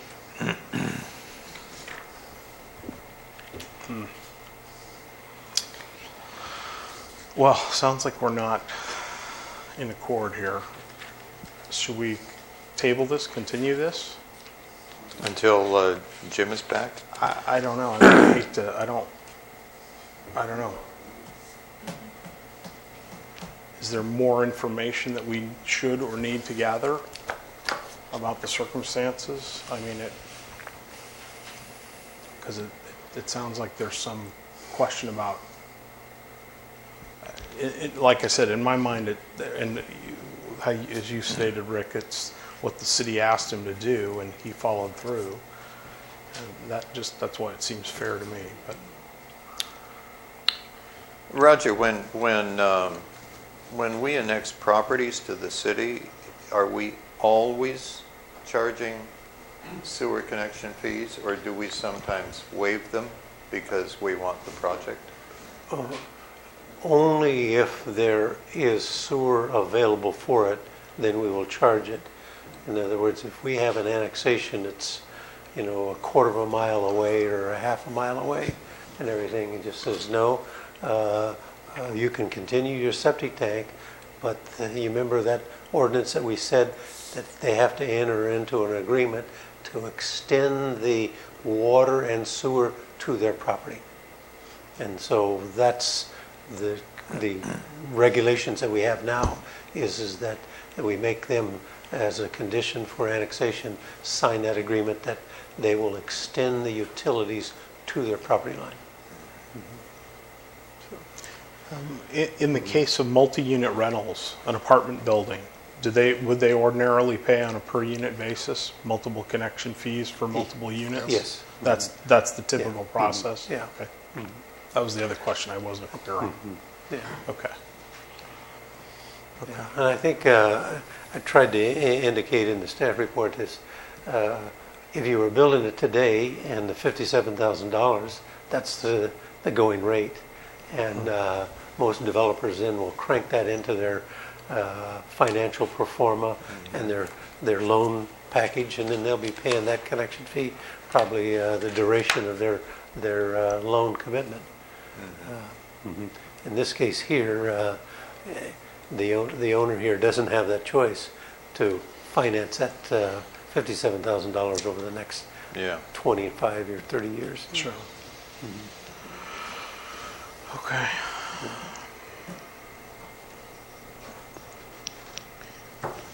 How many votes do we need to pass this? Do we need 3? 3. It's a majority. Yeah. It's a minute order, so you actually, it's not a resolution or ordinance, which would require 3. So with a minute order, it's a majority. Majority. So just take 2.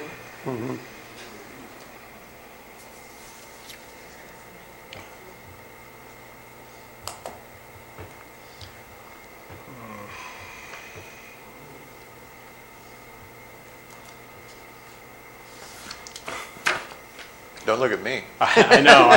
You're looking at me.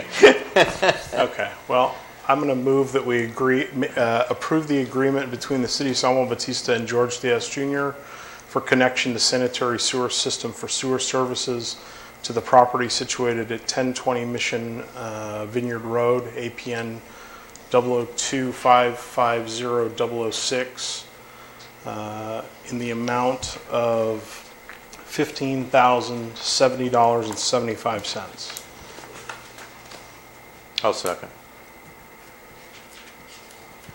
Roll call. Councilmember West is absent. Councilmember Bach? No. Councilmember Martirana? Aye. Councilmember Edge? Yes. Vice Mayor Edge, sorry. Mayor Lund is absent. All members of the council being present, the motion is stated by the maker passes unanimously, or 3-2 with Councilmembers West and Lund absent.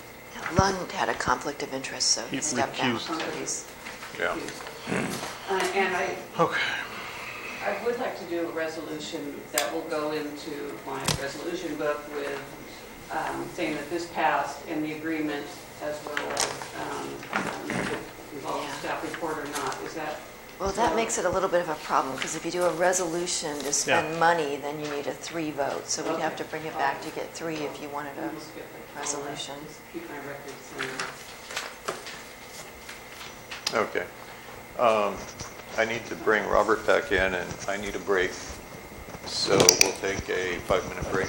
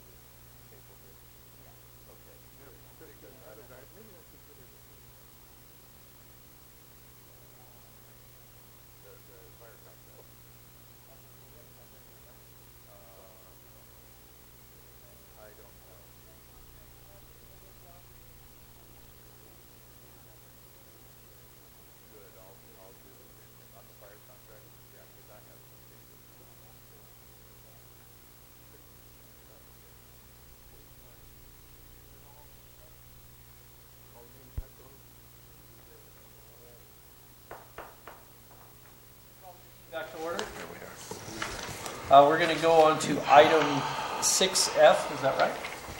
Yeah. Consider proposed fire contract with City of Hollister. Chief Del Campo, if you want to come up. Kind of what we had here, I guess, was just kind of a rough draft of what we had before, but there was some changes that we were going to make. Roger.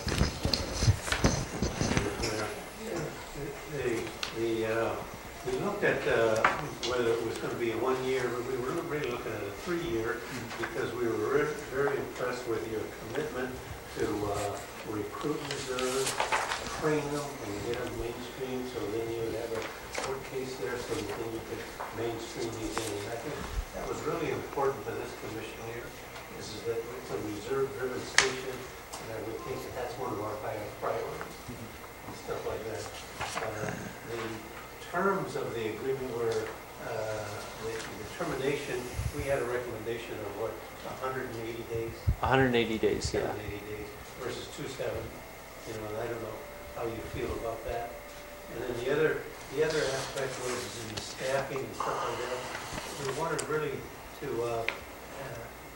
emphasize is that when the reserves and are trained to your standards and stuff like that, that in the emergency, if you're stationed here and backfill the station, that they need the equipment, that they have the ability to drive and bring that equipment on scene.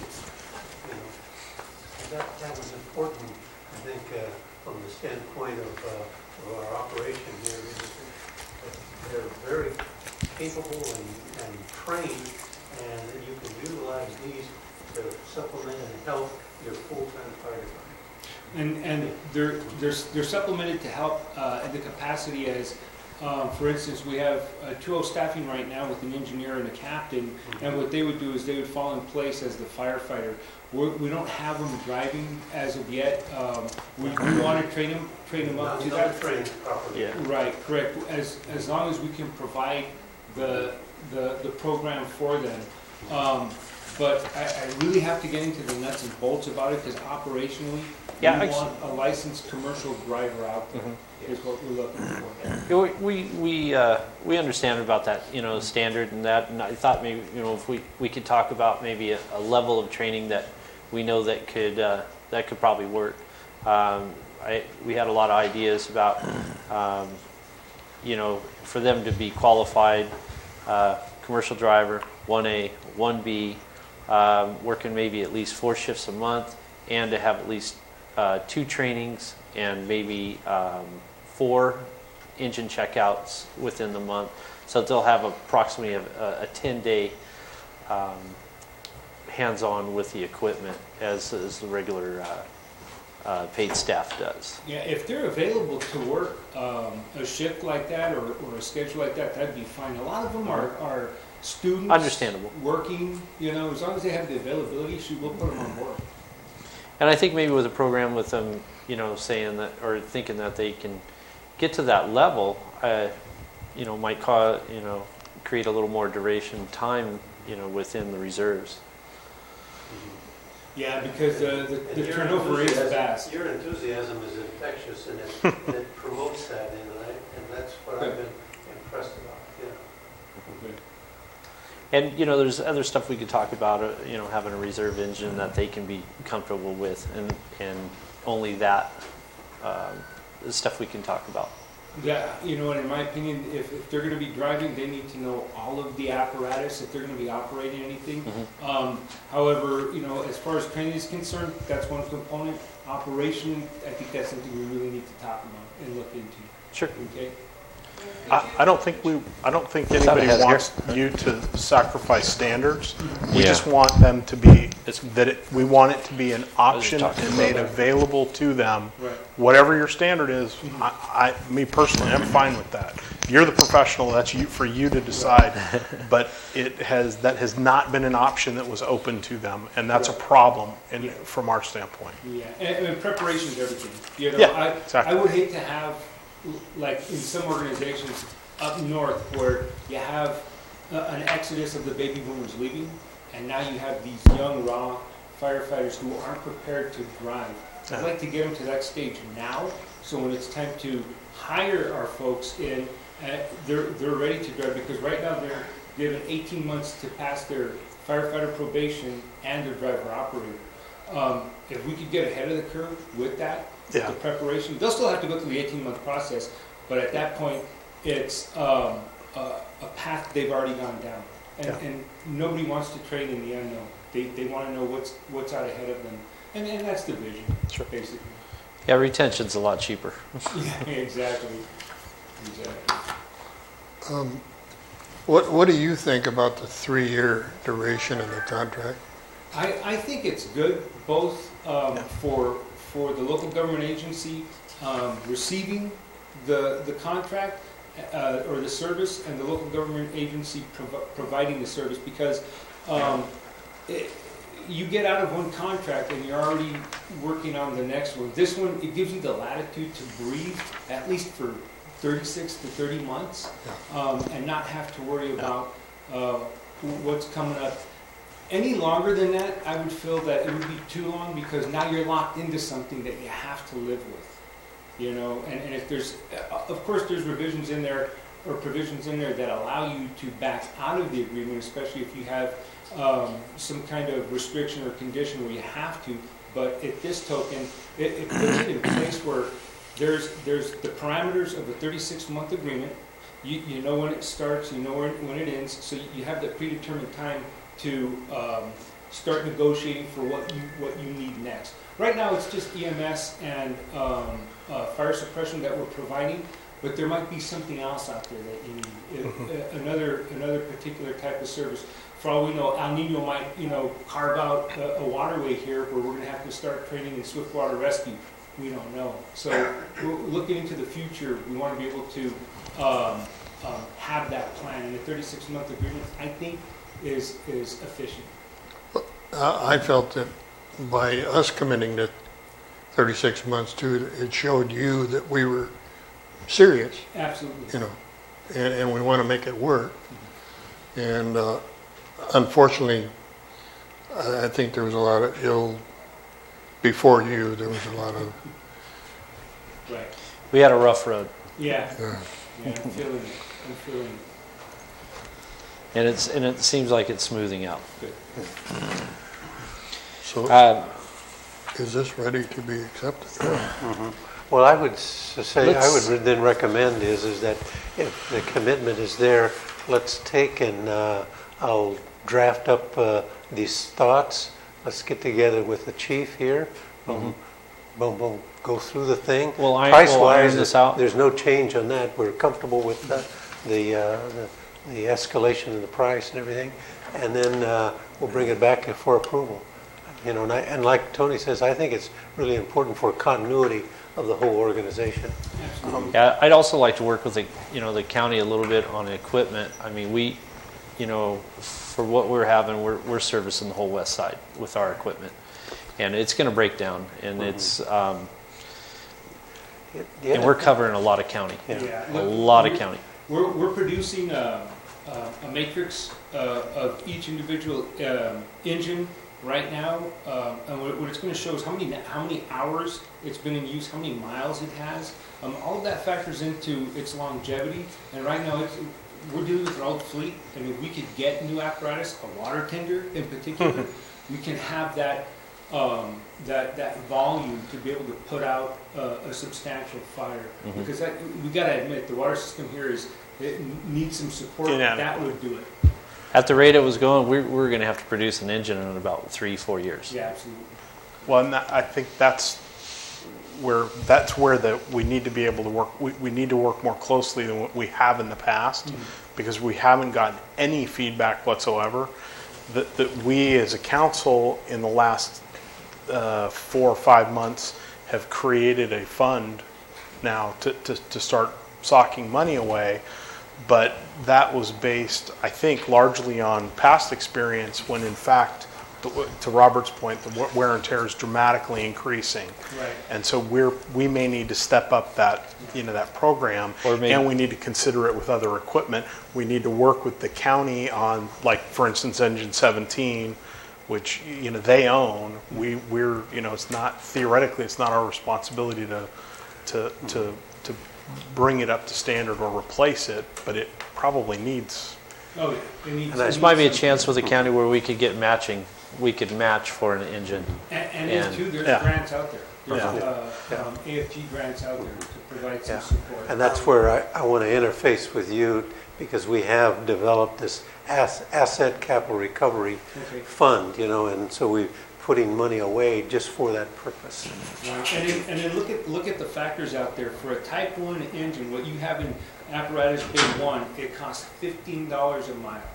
Where if you get a smaller engine, a Patrol, like our Patrol 51, that's $5 a mile. It does the same work, it just doesn't have the same volume of water. And with the water tender, you might be able to have two pieces of apparatus running in tandem and doing a quick attack. So cost-effective measures like that give you options. So absolutely, we could get together and deal with this. And one thing I was told was that all three jurisdictions together were much got a better chance of getting grants and things like that. 1,300 square area miles, and we've got 40 people, and we're trying to hold on to 20, 30 reserve. So that tells the central government, our federal government, we need some support. Okay. I've gotten a lot of feedback from people in town. I would really like to see us have a public meeting, a special meeting to discuss this. And, we can, if we need to schedule it quickly, I don't have any problem with that. But I know there's a lot of people in the community that would like to voice about the contract. Well, we put it on the agenda. We encourage people to come, and and having a special meeting. I'm for it. I hope we get the turnout. Well, this has got to come back anyways. Yeah, it's good. We'll come back so to it. Maybe because we haven't really finalized a contract, so we can't really vote on that. Stressing that if you have comments to make about it, please attend the meeting. I would also, and with that in mind is that we will continue to make the monthly or quarterly installments. I mean, that's goes beyond there. That's our obligation. Yeah. Right. Yeah. So that's not far off the perceived notion of what your constituents want. If you have a town hall meeting focused on fire protection, that's perfect. This way we get to know what the community wants.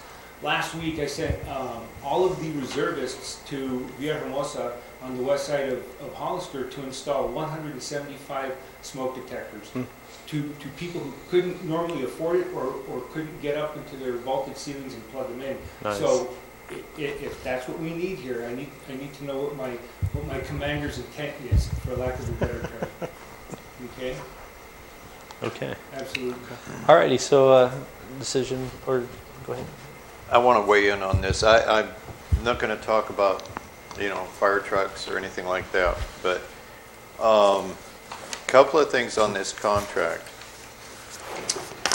There's a section in here on fire apparatus and fire vehicles, and I thought that was all settled when we went into this contract, I guess, 2 years ago. So that needs to come out of this. My main peeve, and it's something that has bothered me for a long, long time, in government circles in this area, if you talk to somebody in the city of Hollister, they talk about the city and the county. And the city is code for the city of Hollister. Now, there's 2 incorporated cities in this county, San Juan Bautista and Hollister. So if you're going to say the city, you need to say the city of Hollister or the city of San Juan Bautista.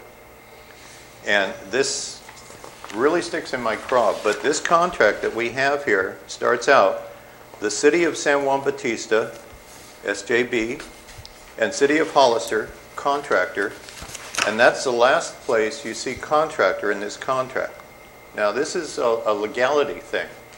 But if you're going to start out a contract and say, we're going to talk about this party as SJB and this party as contractor, then you have to be consistent throughout the contract and use those terms. But you go on through this, and right where it says who the responsible parties are, Roger Grimsley and William Averett, approved by SJB, approved by contractor, and then the very next page at the bottom it says determined by the city. And throughout this thing it says the city, the city, the city, the city.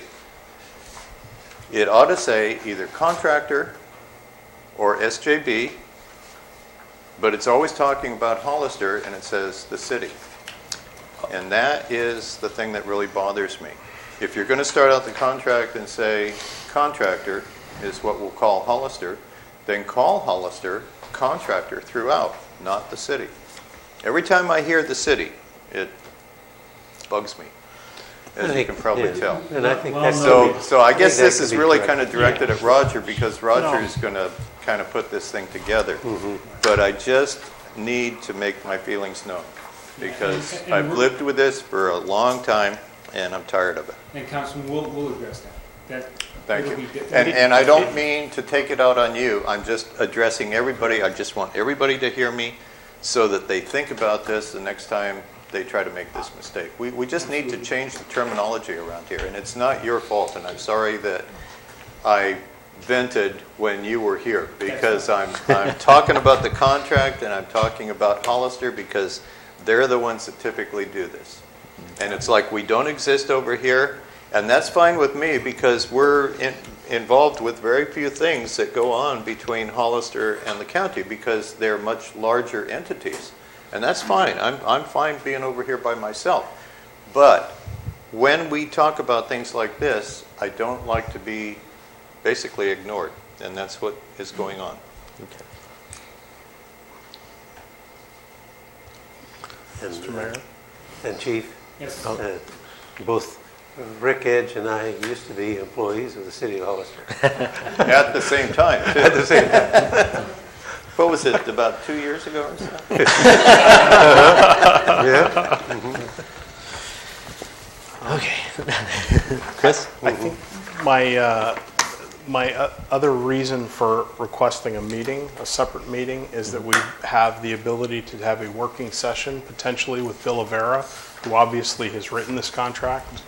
And because I mean, he's the contract administrator. He's the one providing the contract. He's the one that should be standing there right now, not you. And I have not brought up a number of issues because I don't think it's appropriate to bring them up with you. And having the ability to cover that stuff and have a working session so that we can work through them rather than having it go one person at a time and us dragging this out, because I'm not even close to being ready to sign this contract. From my standpoint, there are a host of issues with it. Number one is the issue that you brought up.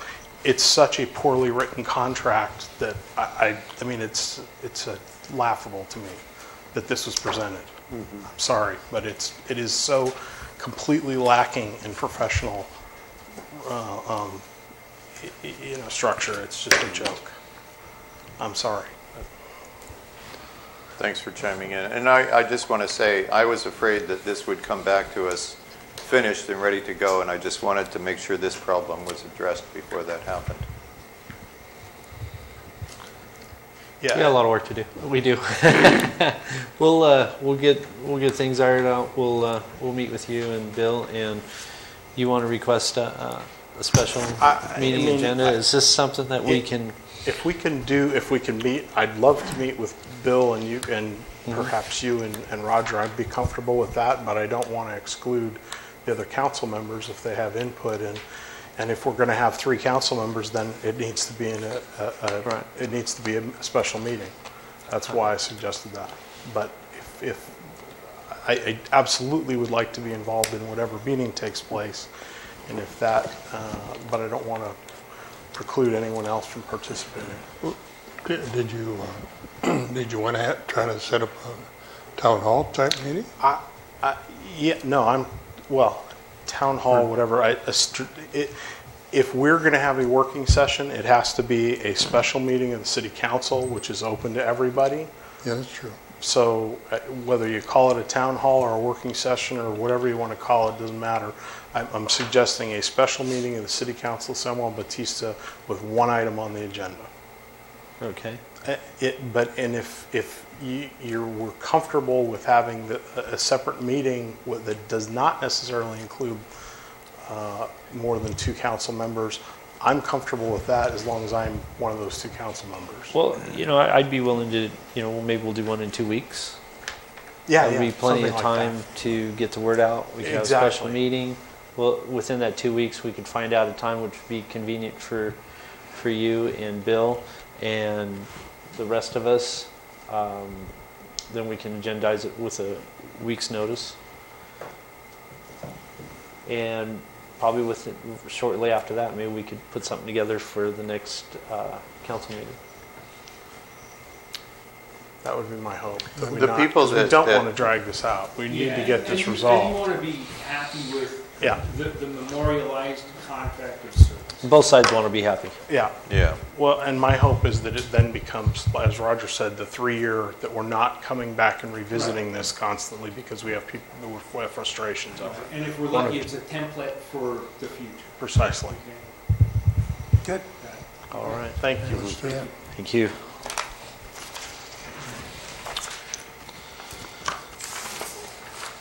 Oh, I have a public Speaking? comment. Okay. Delinquent? Jolene Cosio, 181 Lang Street. I really appreciate all of the comments that all of you have made. I was afraid you were going to go forward with this contract a little bit too hastily when I saw it in the binder, and it is a 3-year contract, so it needs a lot of consideration, in my opinion. I appreciate what Roger said about making changes to the contract. I'm really glad to see that you have a chief that you trust and who's going to work with you, but there is turnover. Turnover happens. And he may find a job he likes better than this one. No. Not you just never know. So you need to get everything that you want into that contract. When I was on council and we voted for the previous contract, I thought I had read and understood it thoroughly, and I still think there were a few changes made before we actually signed it, because when I looked at it again, it didn't look like the contract I'd read. And I don't know how I missed that, because I'm usually really good about reading everything thoroughly. But I am really for the idea of a subcommittee, if that's the way you want to go. I think a special meeting is a great idea too. But you really need to work out every aspect of this contract and make sure that it's something that the city of San Juan Bautista really wants, and it's going to work for your reserves. Because as you know, we thought all of the volunteers were on board when we signed the previous contract, and we lost most, if not all of them. All right. Thank you. Any other speaker cards? Yeah. Okay. All right, we're going to move along. Authorize city manager to enter into a negotiation for acquisition of well site number 4. Yeah, now that the test well has been completed and the results are very positive, our next step is to handle the environmental and the commitment that we have title to the property before we submit our applications to the state for approval. And so I wanted just the opportunity and let you know is to contact the owner, talk about it there, and then I'll come back and report to you and see if we can solidify this site. It's a work in progress, yeah. Do we need to vote on that, or? I think giving me direction, I didn't want to do it without you guys know and how the processes go. You know, All right. because that's part of the application is that we have So- to have commitment or title to the property. And so at this point, I just would say, hey, if I can get a commitment for it, and then that's a signed agreement between the two parties, then I can start to prepare the application. All right, so the council requests that we're going to ask the city manager, Roger Grimsley, to enter into negotiation of acquisition of well site number 4. Yes. Okay. All right, moving along. H, consider changes to the community hall rental regulations regarding security and cancellation fee. Mm-hmm. And Over the last year and a half, we've had people that 6-8 months in advance will tie the thing up, and then right at the last minute, 30 days before, they'll cancel, so we got to refund the money. But now we're sitting there with a facility, and we got 30 days to market it and get somebody else. Most people are, when they're renting something, are in advance 3 to 4 months to plan for their things, and it's created a problem for us, and it's hurting the use of the thing and everything. So I met with Trish and Michelle, and I says, the only way we can encourage this is to have some type of a cancellation fee where they're not going to get part back of their money, so that they're once they're committed, And then the other part is that I asked for is maybe the notification to go from 30 days up to 90 days, so that we can still market the facility and get somebody to utilize it. so what you're looking into is like, okay, 90-day cancellation fee. If not within the 90 days, then it will be a fee. Yes. Of what percentage, what we're going to. Yeah, we've talk said about. that the cancellation fee would be $50. I don't think that's Enough? strict enough. No, it's not. It's I not. was going For to. 50 bucks? I had recommended 75, and then we says, oh, no, 75 bucks wouldn't stop me from canceling. Wouldn't even give me a second thought. Without a $500, if they're doing a major event, I can't imagine. The average is $500 and then a $200 deposit for a cleanup, and then that's refundable if they keep the place clean. Right. And at what point do they pay anything?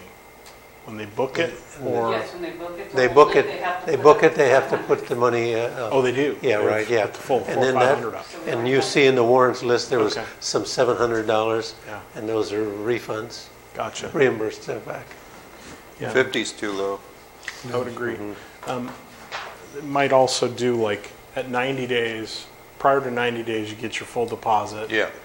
90 to 60 to 90, you get it's a $50, and then No, it's good. under 30, or maybe it's I say 100. just leave it $100. Yeah. Okay.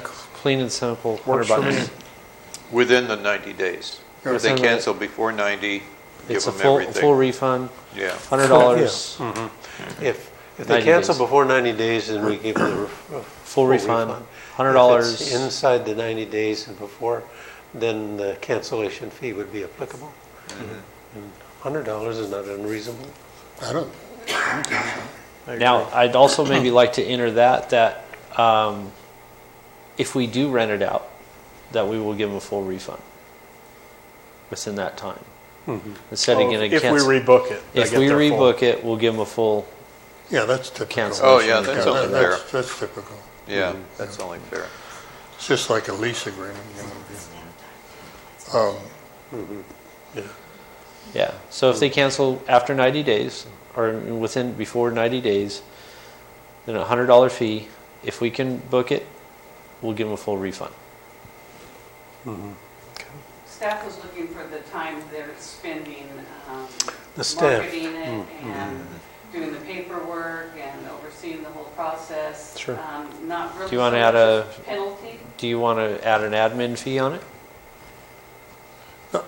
No, I think Michelle was coming up with 50 as the admin fee. that was the intent. Well, but if you, whatever it is, you rent a room, a car, whatever, and then a week before you say, oh, I don't want to do it, and you get your money back, doesn't make any sense. Yeah. I mean, What's our turnover on this?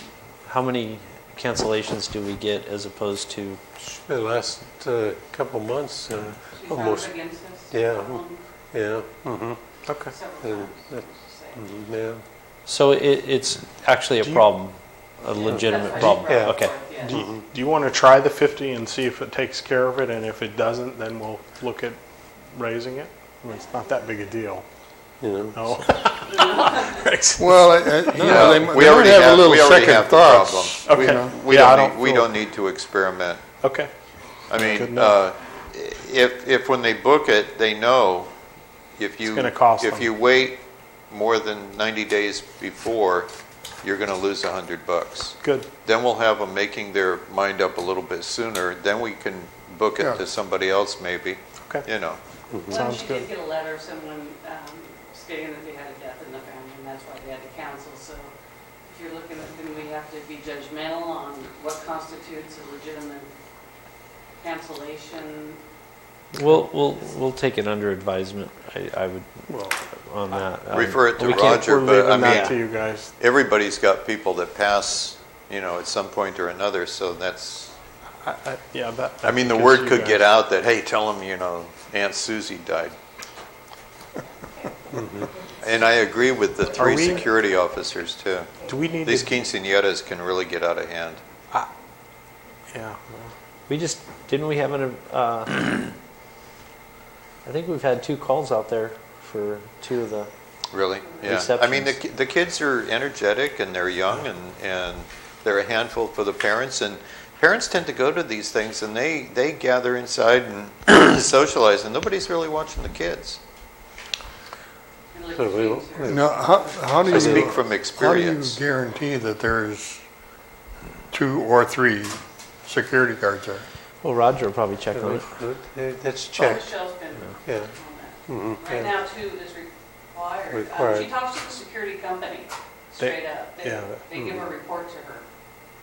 Oh, Michelle. Yeah. Oh, We should collect their fee and pay it to the security company. We should make them pay us.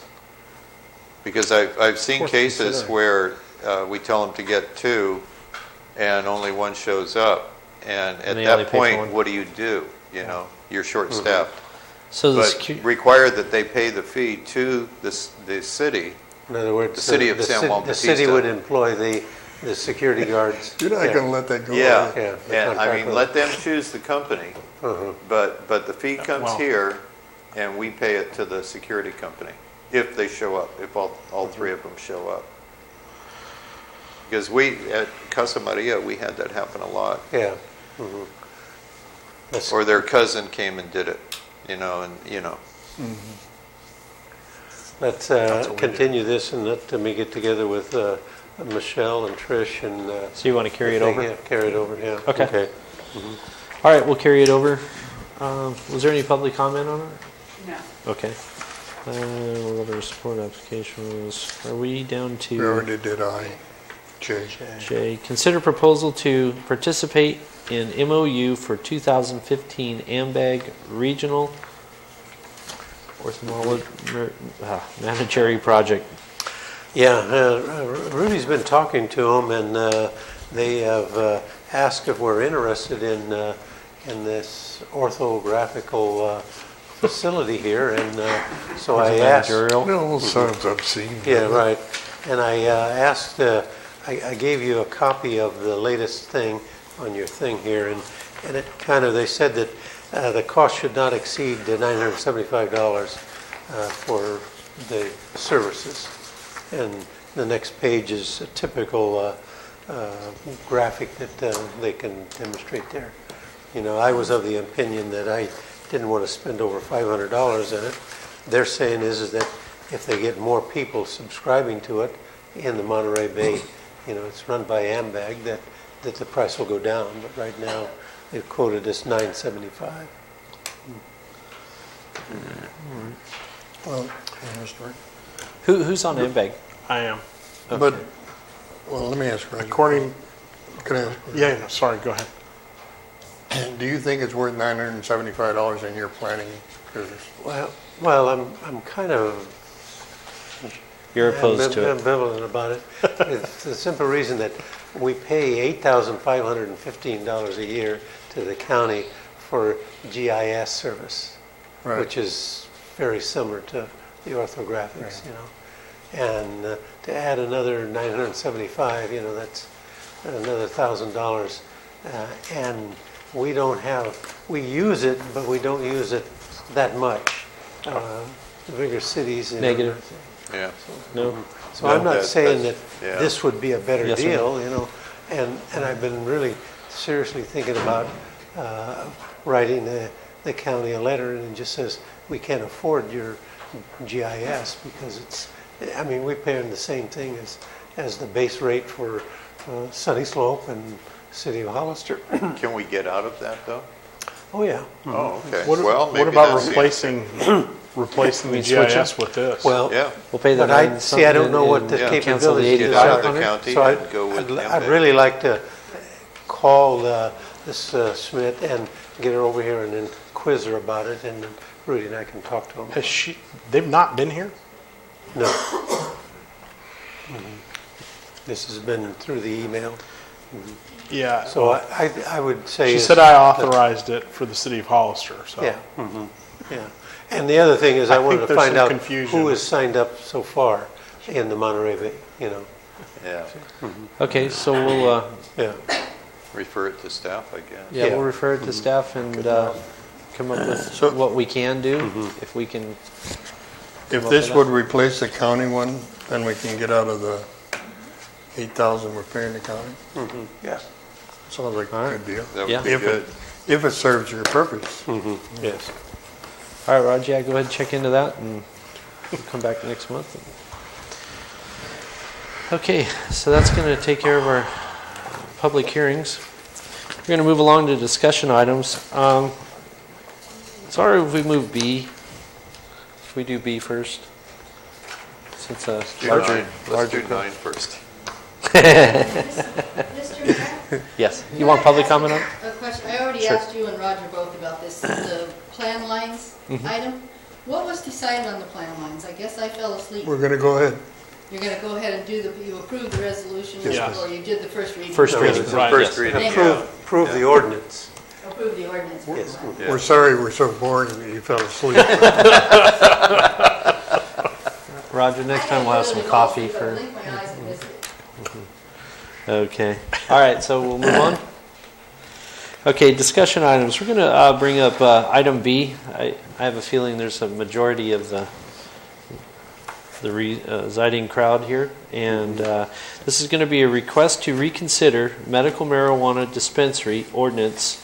And we have Sharon Bush, who would like to come up with the president. Hi, everybody. My name is Sharon Bush. I live here in San Juan Bautista. I wanted to give you a face to who's actually requesting this. I'm going to turn it over to Elia Salinas. She knows some more of the finer points. But I just wanted to say that I think that living here in San Juan Bautista and knowing who is going to be looking at you is a good thing. And I'm not really good at speaking in front of people, but I think there's some timelines that are going to be going on here as far as issues with the state and things like that. So I'm hoping that everything will go smoothly here, and maybe we can work together and do some help with the city and all of its the things that it needs to do Okay. as far as revenues. And I'm going to turn it over to Elia. She knows all the finer points of what's been going on. She's been dealing with it.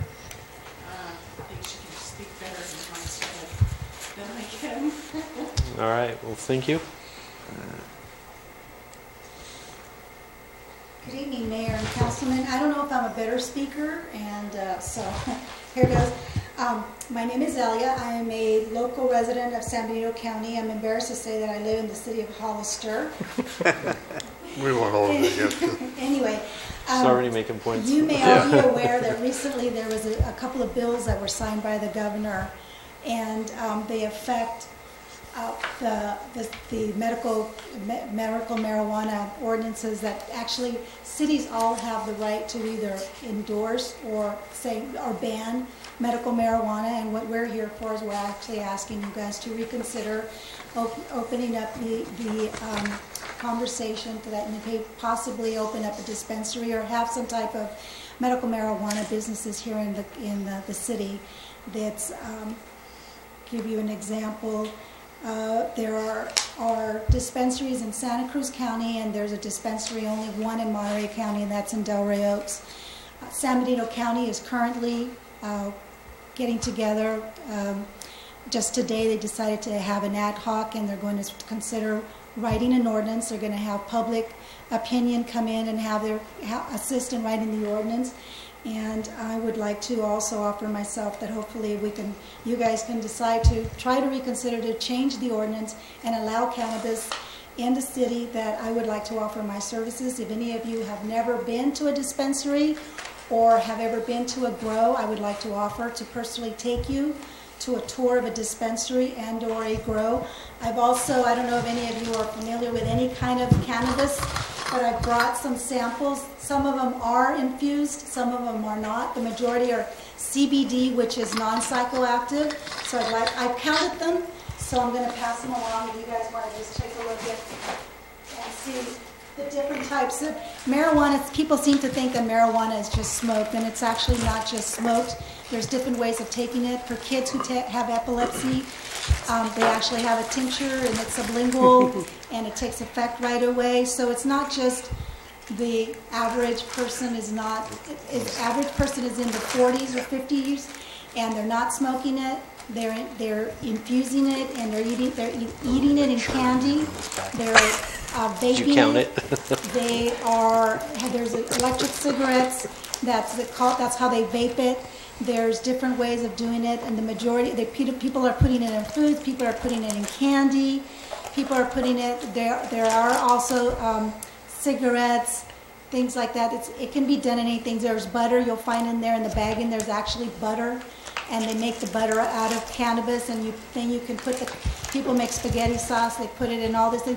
So there's balm in there, there's lotion, it's great for psoriasis, there's you use the balm, it's good for arthritis. You can put it on, and you can actually start seeing the effects right away on some of these things. Some of the things do take a while, but I want you guys to be open to the fact that it's not just, some dreadlock person with piercings and tattoos. It's me, and it's other people here in the audience that are actually using these products, and it's actually, working for us.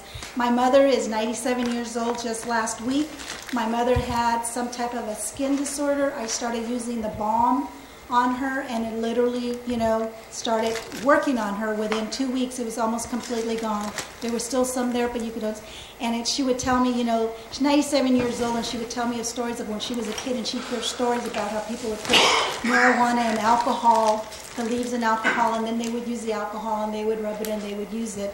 But there's always a stigma against this.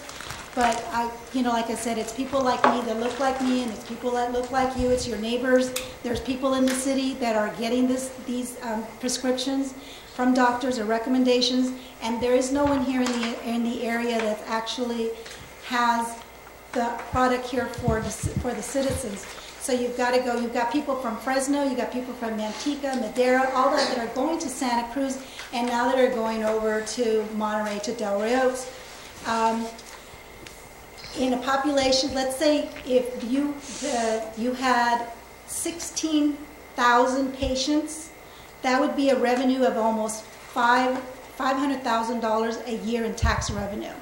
So taxable revenue or payable tax? Tax payable. That would go to the city, based on just 16,000 patients. So imagine San Juan Bautista having a dispensary here. You're not going to Santa Cruz, and you're not going to Delray Oaks. You're going to get that revenue here in San Juan Bautista, and I know that this city like this could actually use the tax revenue. I'm open to any questions. Is there a dispensary in Gilroy? No. Morgan Hill. The closest dispensaries is in San Jose, Santa Cruz, Del Rey Oaks. There are delivery services, so people in this county are calling delivery services, and they're coming from Santa Cruz and they're coming from Monterey, and there are actually delivery services in San Benito County, and they are making deliveries here in the city and in the county. Now, on the tax revenue there being delivered here, how come the tax isn't going here? They're not reporting it here because They're you not have a delivering it. ban.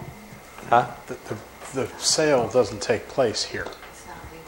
It's not legal. The sale is taking place in the city of San Juan Bautista, but they're not reporting it because there's a ban in San Juan Bautista. So that's another reason to reconsider trying to get an ordinance to get it, because people are doing it anyway. They're coming in and they're doing the business here, but you're not getting a tax revenue for it.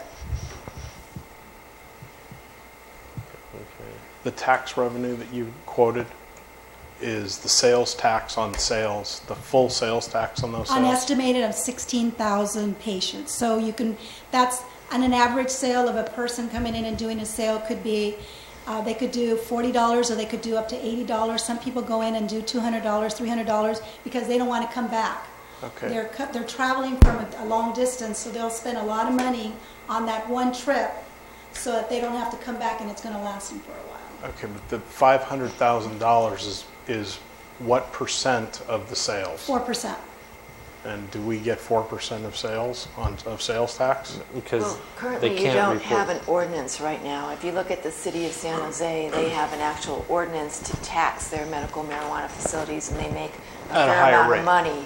But they actually passed an ordinance with a tax rate there. Okay. So if just to let you know, like what's gone on, Jerry Brown and the legislature has been busy this season. We've had 2 issues come before you, and I also wanted to bring up the issue of medical marijuana because 3 bills were passed.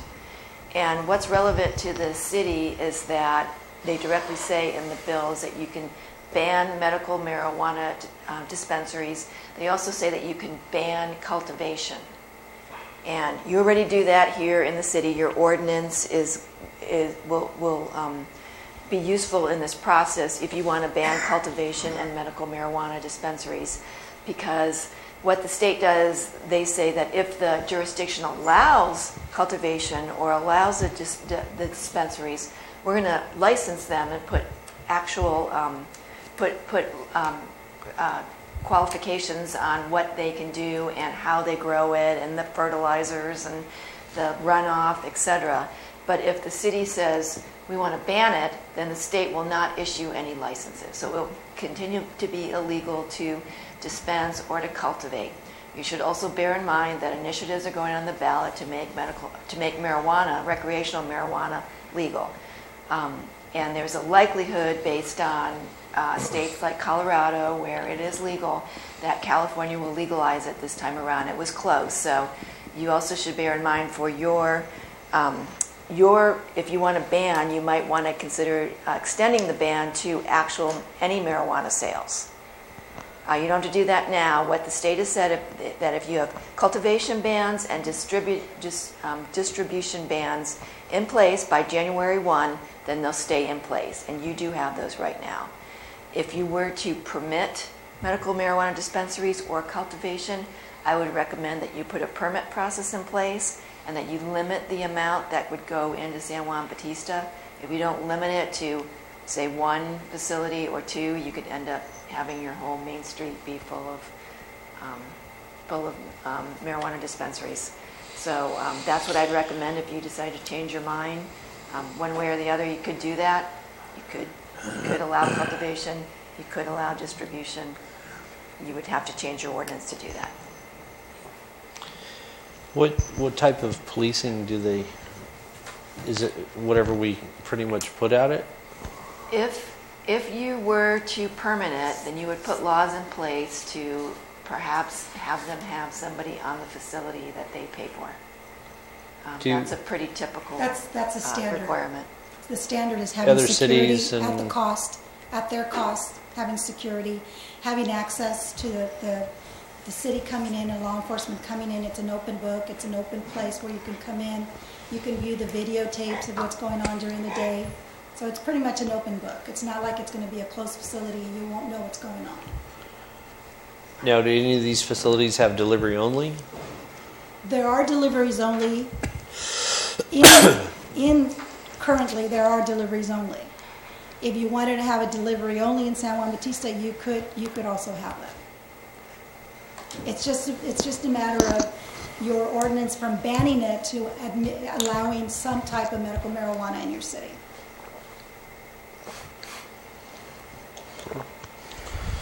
All right. You got a lot of public comment there, don't you? Yes, I have a few cards. Okay.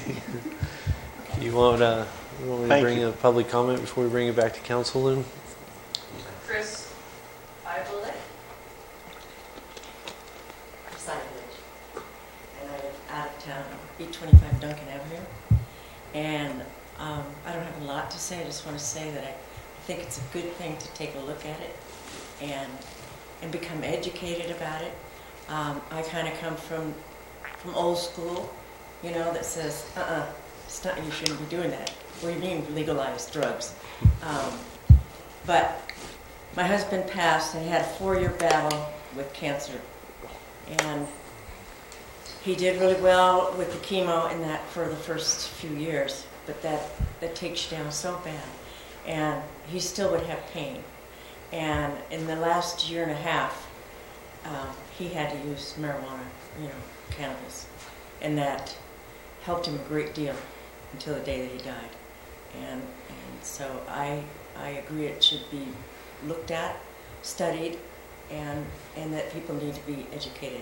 Most of us from back in the day, or born back in the 50s or 40s or whatever, we have pretty closed minds, and I'm just asking that you open your mind and really take a look at it, and be educated about it. Thank you. All right, thank you. Next. William Bush. That's you, Bill. I'm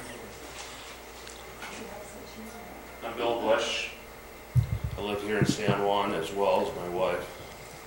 And, there's a lot of things that I wanted to, you could spend hours talking about this, but to understand this is to literally watch somebody go through cancer or any type of arthritis, any type of seizures, any type of a lot of different issues. And what happens is, they go in, you go in and you're on medication, and side effects are amazing. In a lot of these medications, I'm sure you've watched TV and, they tell you about this beautiful pill, it's going to cure this, but then they go into the side effects. And my wife, Sharon, when she was 20, developed a really severe case of arthritis, rheumatoid arthritis. Came on in 3 months. And it's never changed. She can, why don't you show your hands? Just so they have, her hands are completely deformed. We've had all the knuckles replaced, and nothing worked. So her doctors, when we were just kids, decided that it was important that she stays on this incredible regimen of Motrin, which would have killed most people. And she refused it and decided the side effects were too much for her to go on with this type of regimen. Well, it was only a short while ago that my son convinced her that she needed to try these. And, when people talk about marijuana, they think you're out in the back of the alley here smoking and getting high. Well, that's not the case. The case of medical marijuana today is the fact that it is sometimes literally stopping pain, curing cancer, and doing a lot of different things. So my wife, here, I'll hand this to you guys, just a month ago, this isn't, you know, you don't like this stuff. This is a CBD, just a product of medical marijuana. And it's a tincture, and you spray it under your tongue. All right? And there's no psycho high from this or anything along those lines. It's strictly just a pain management system. And this oil, which she has rubbed directly on her hands and been able to, for the first time in 40 years, say she has no pain. And so, based on that information and based on the fact that she's tougher than woodpecker lips, she needed something to break down this pain, and they did. And we're convinced. And we've talked to hundreds of other people, met a lot of new people in this industry. We've traveled up to Sacramento. We've checked out everything up there with big dispensaries, seen how they go down, how everything goes down. And I'm very impressed how professional it is.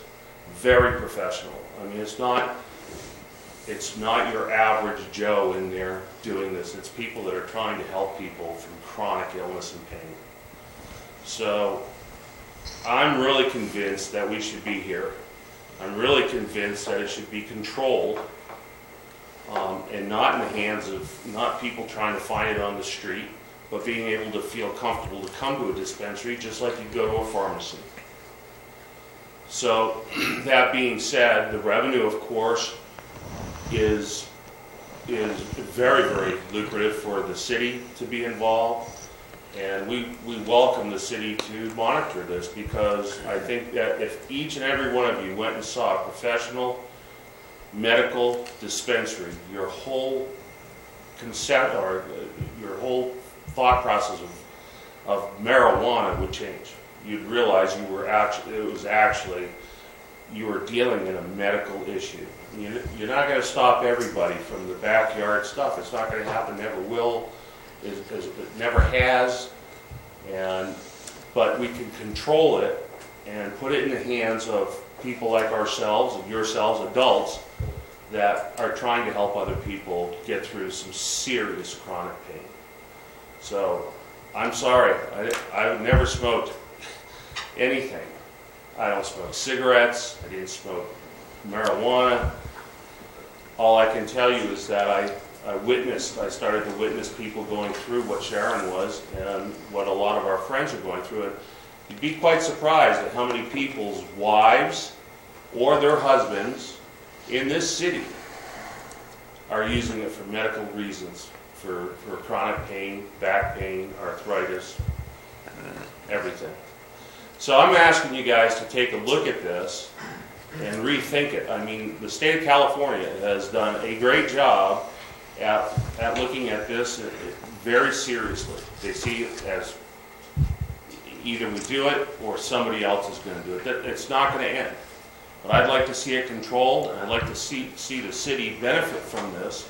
We have a location. We've already got the location. We've already got everything that we need to get going on this. We just need to have your blessings and look at this real serious. And if you don't know anybody that's I'm sure everybody knows somebody that's using something along those lines. And like I said, if that scares anybody, those two little bottles, there's nothing, you're not going to feel anything in your head, but you're going to feel a lot of pain relief. So I just think that let's take a look at this and work together. We're business owners here as well over in Hollister. So it's not like we're just trying to come up with something. We're looking to put a legitimate operation here, and there's a lot of people coming from all sides of California, all the way to Santa Cruz, and they're the only ones benefiting. So, San Jose benefiting. I met a guy the other day who had 20 dispensaries up in Sacramento, and I had a chance, my wife and I went up there and stayed for the night, and we had a chance to go through the dispensaries, and we were watching the people coming in and out. And quite frankly, it was an eye-opener to us too. I mean, I didn't see kids coming through the door. I saw people that were wheelchair-bound, I saw people on walkers, canes, and I saw people that were just older and must have, I didn't go in and ask them their personal history, but they were there for a reason. So we should take a look at this. It's going to happen. At some point in time, it's going to happen. I'd like to just have this thing under control, and with, a group of educated people that learn a little bit more about this weed, this particular weed. The medical side of it all is tremendous, and I think it's just right now it's just being categorized wrong, and that's all I have to say. All right. Thank you. Thank you. Give me those back. Take your bottle. Jolene Cosio? I didn't really mean to speak on this issue. I have nothing against the use of medical marijuana where it's appropriate. I just had to speak because the previous speaker said, can cure cancer. I wish. All of you know my husband. I don't think any of you knew my late husband. He died of mesothelioma, lung cancer. He was resource manager out at Pinnacles, and he was prescribed THC, and we had to go to Salinas because that happened to be the pharmacy that had it, and it was of some use to him. Certainly didn't cure cancer, but as far as chronic pain goes, it's great. I think some of you or all of you might remember the reason that we banned it in the city, or not the reason, there were reasons, but among them are we do not have our own police force here. We're a very tiny city, and I think those reasons still apply, and I think if you really need medical marijuana, if I had to have gone to King City instead of Salinas, I would have gone there to get it. I don't think that you have to have it in each location. All right, thank you. Any more speaker cards? No. Okay. Bring it back to the council. Chris? Can I rebuttal that, Mr. for a second? We can't take any action We tonight. can't, we can't take any action. We're just. No, but I just want to say that's where the education comes in. There are people that have literally had cancer and become part of this program and been re-diagnosed clean. End of story on that. I mean, that comes down to education and knowing what really is going on in this industry. Okay. Okay. All right, thank you. I'll come back to Chris.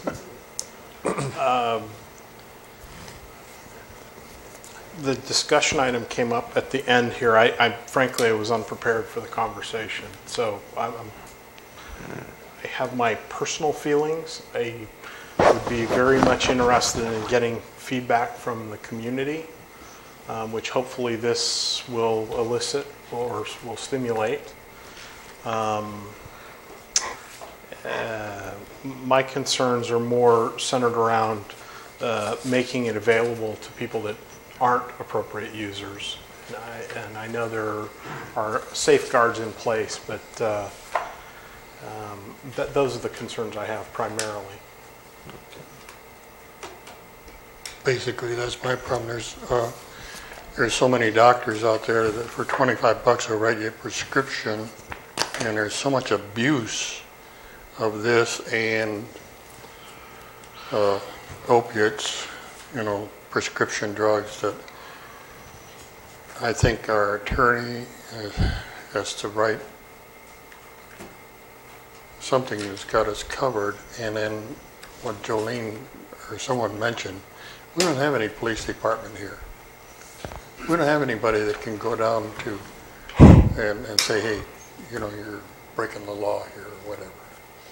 And I mean, yeah, it needs a lot of careful consideration but right at this point, I mean, all I've seen is all the problems that they've had over in Hollister with the supposed dispensary or whatever you want to call it, and go from there.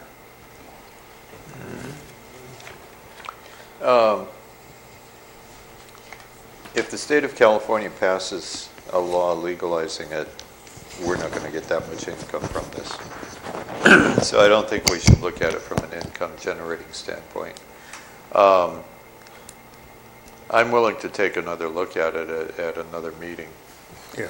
But we need to hear a lot more. I get arthritis once in a while. I take gelatin capsules. It goes away. Right, it actually right cures it. You're not helping. So, the compassion for the people that have the medical condition. I really see. I'm glad to see that there is something out there that is, actually a pain management for that. Yeah, we would take a look at this at a meeting, and maybe in the meantime we can get more public input, and we can get more educated that they were asking us to do on that, and maybe we can figure something out. We have Jim's not here right now too, so I value his input too of what he would like to have. Sure. If it becomes legal across the state, then if we had some regulation in place and a special tax or whatever I'm not sure what the right term is necessarily, would that stand after that, or would it be? Any thoughts? I think we don't 100% know. I know a lot of jurisdictions are banning it, and there was a whole series of cases that your jurisdiction and a lot of other jurisdictions banned it, and then they were challenged, and there have been a whole host of cases that have upheld that. Now the legislation is upholding the ability to ban, but I don't know how it would go for actual recreational marijuana. I assume that you can permit it or license it or even ban it. It seems like it's still a land use issue. Well, I'm wondering about the taxation piece, to Rick's point about the income. Can we create a special tax on it, or is there, what would the... I know that San Jose and other jurisdictions have created a special tax on their marijuana dispensaries based on the extra policing, et cetera. I don't know how it would work out for recreational. Sorry. I was just going to say, I'm going to monitor this issue too, because you heard San Benito County, a lot of jurisdictions now are formatting their laws to kind of keep up with the new legislation that was in place and enact legal bans. So I've got this issue on my radar to look at other cities are coming up with it. So we don't have to be, as a small city, the first people out of the gate to adopt something. We can wait and see what the other cities do and then follow course. So I'm going to be following this, and I'll come back to you if your ordinance needs to be revised. I'll come back to you. So expect this to come back. It has to be done before the beginning of the year, so expect that it may come back if your ordinance needs further revision. So that would be a good time to take up the debate as to whether you want to change it at that point. If we did have something in place and they were buying it in Del Rey, Santa Cruz, and San Jose and delivering here, would there be a way to monitor that tax to where it would come to us? Well, as it stands right now, a medical marijuana dispensary is any means of distribution. So I feel that delivery is banned here as well. That would be my interpretation of the law. It's difficult to monitor, for the police to monitor these distributions, but it's my feeling that it's not permitted under your ordinance. Okay. I hate to beat the dead horse, but from a taxation standpoint, or a sales tax, or whatever you would call it, is that something that would have to go to a vote, general public vote, or is that something that we can implement? Well, it'd be part of the ordinance where we would form it, right? No, but it's Yeah, if it's a tax, I think that's that not. that it may, I'd have to look at how San Jose did it. It Uh-huh. may, it sounds likely that'd be a 218 issue that. Which would I go, think. which would go to a public vote, right? Right, right, So, I yeah. mean, either way, we'd be looking at sometime next year at the very earliest. That would be, That's assuming it is approved for recreational use. that'd be a special Can- tax. You know, Yeah. theoretically, we're if just somebody was talking selling about something medical. here, you'd get a taxation rate. We are tonight, but the Well, it what I seems- find interesting in Colorado and Oregon and everything, those guys got rooms full of cash and they can't do anything with it because they can't take it to the bank. Now, to me, it's kind of ridiculous, you know, but if you're breaking the federal law, I don't know. you know, I don't know. I've talked to FBI agents, they're nasty, man. So, Okay. Okay, well, we'll consider, we'll take this up and revisit, and we'll bring it up for discussion another time. Thank you for your presentation. and don't forget your bottles. All right, we're going to move along to discussion items. A, water and sewer payment plan for limited income individuals. This goes back to our newly adopted sewer and water rates, and I think some of the councilmen expressed an interest into identifying people that are on fixed incomes, that are senior citizens, and how they could possibly qualify for some kind of discount on the sewer and water rates. And we included in there, PG&E allows averaging rates, telephone company does, City of Hollister went and they have a 25% reduction in the sewer rate for 62 and over. So it's really up to the city council how you'd like us to, we can draft anything you want, your parameters. I had just jotted down, my thing is that they have to be legal residents in our city, they'd have to be 62 years or older, and then they have to submit proof of their income by submitting a tax return for the previous year. Yeah, I'd like to be for that. I'd like to be able to put something together for that. Some ideas, you know, like that. You know, I could see somebody that gets a lot of interest from their bonds and have a lot of money in them, but their Social Security is very low. You know, they report their Social Security and they say, oh, I want a 25% reduction. They might be bringing in the interest. I'm not 100% certain that you can, just based on 62 years and over, do the fees, because you do a nexus and just to change the fees for a group of people, you know, this Prop 218 and Prop 13, I don't think let you do exactly that, but I believe that you can link it to the universal lifeline, to what the utilities use, and it's based on income. And I think that's been found to be, I think, survive constitutional You know, challenge. somebody ought to point this out to someone that Hollister's discriminating. They're discriminating. Have you seen the application? No, I did see it, but I think they probably need to. If you're 61 years old, you can't have a break. Yeah. And if you've been retired since you were 57. Well, and if you took out, I would agree that taking out the age makes sense, but frankly, this means very, very little work for you. If they have to come in and provide one of two, either the phone or PG&E information, they've pre-qualified them. All you have to do is verify that. Boy, is that clean.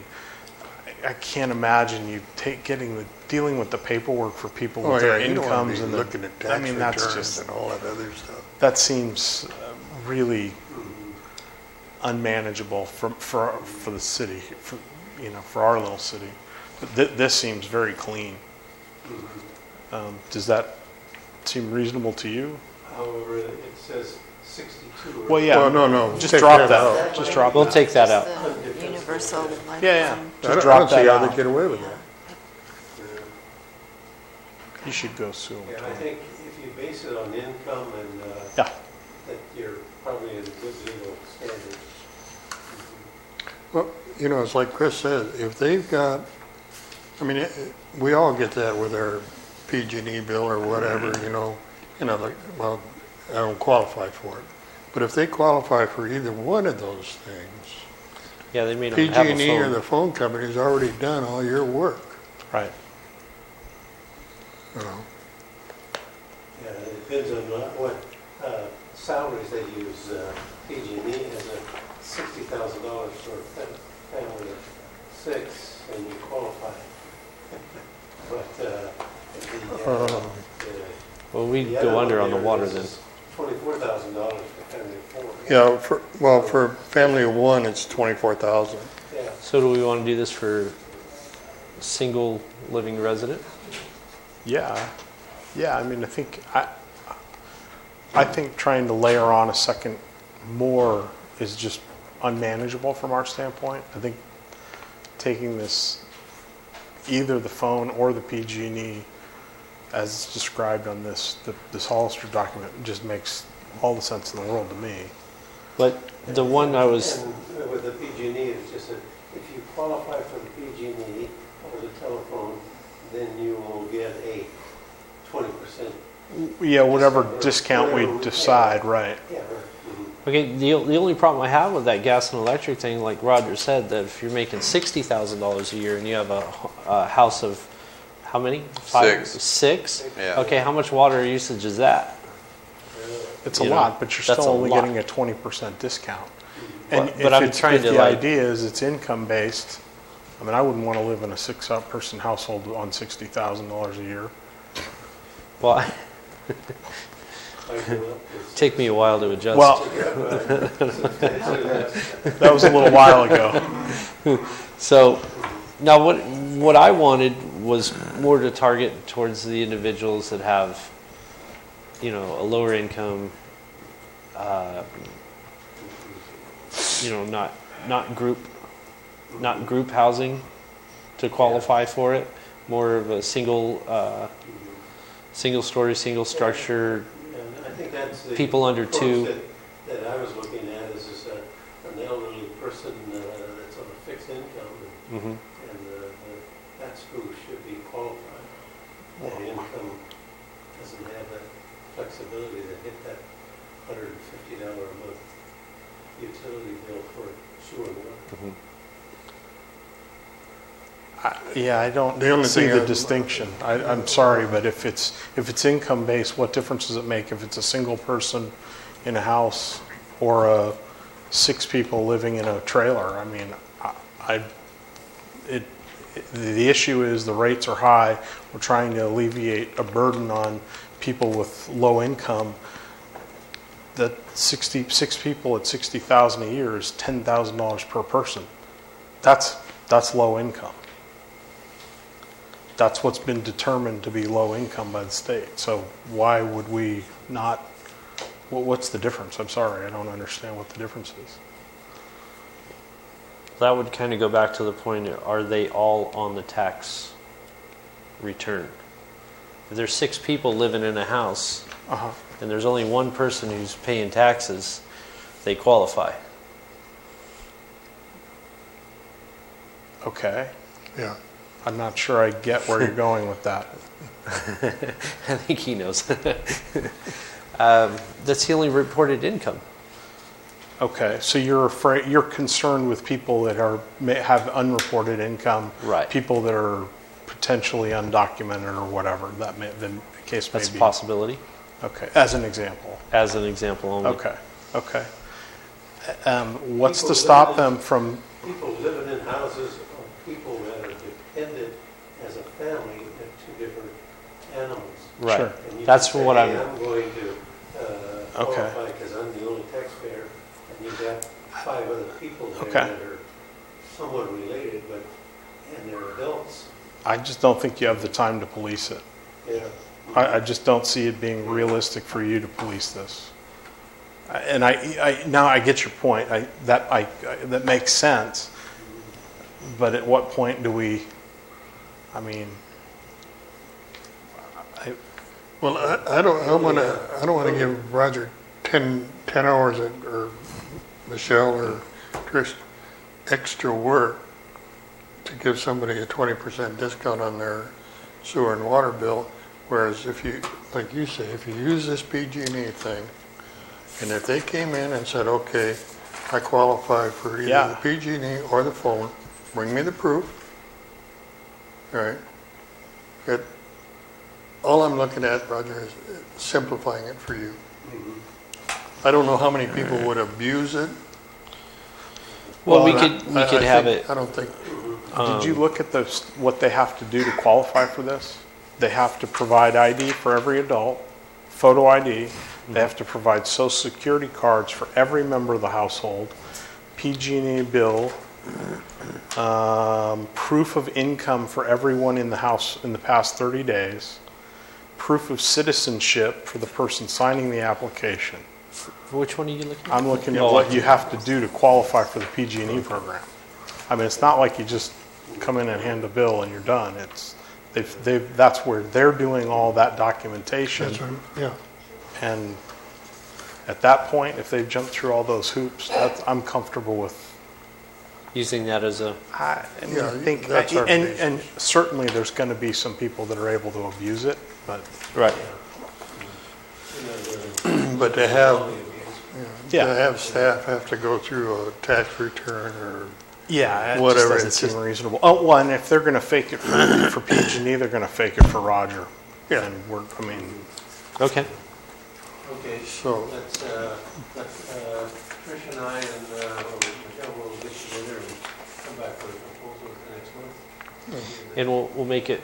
We'll kind of somewhat reflect that. Yeah. We'll make it renewable yearly. Yeah. That's a good. Yeah, I don't know what the phone company does or PG&E, but renewable yearly, kind of like the way the post office does with the PO boxes. You usually got to show a utility bill yearly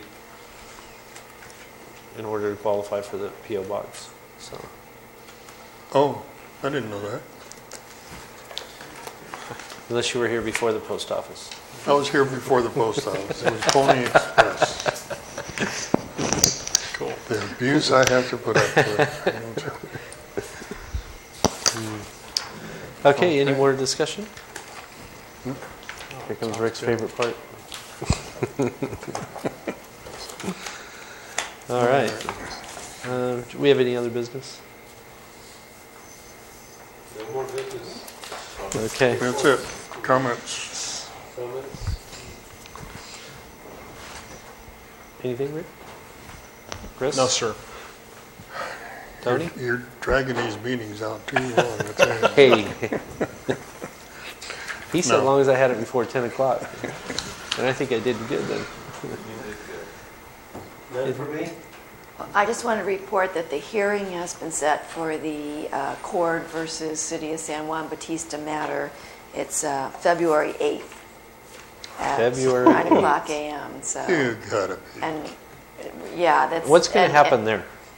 Well, that will be, after that, the judge will make a decision. Both sides will argue their briefs, and the judge will make a decision. But there has been some misbehavior on the part of the San Francisco law firm representing Accord.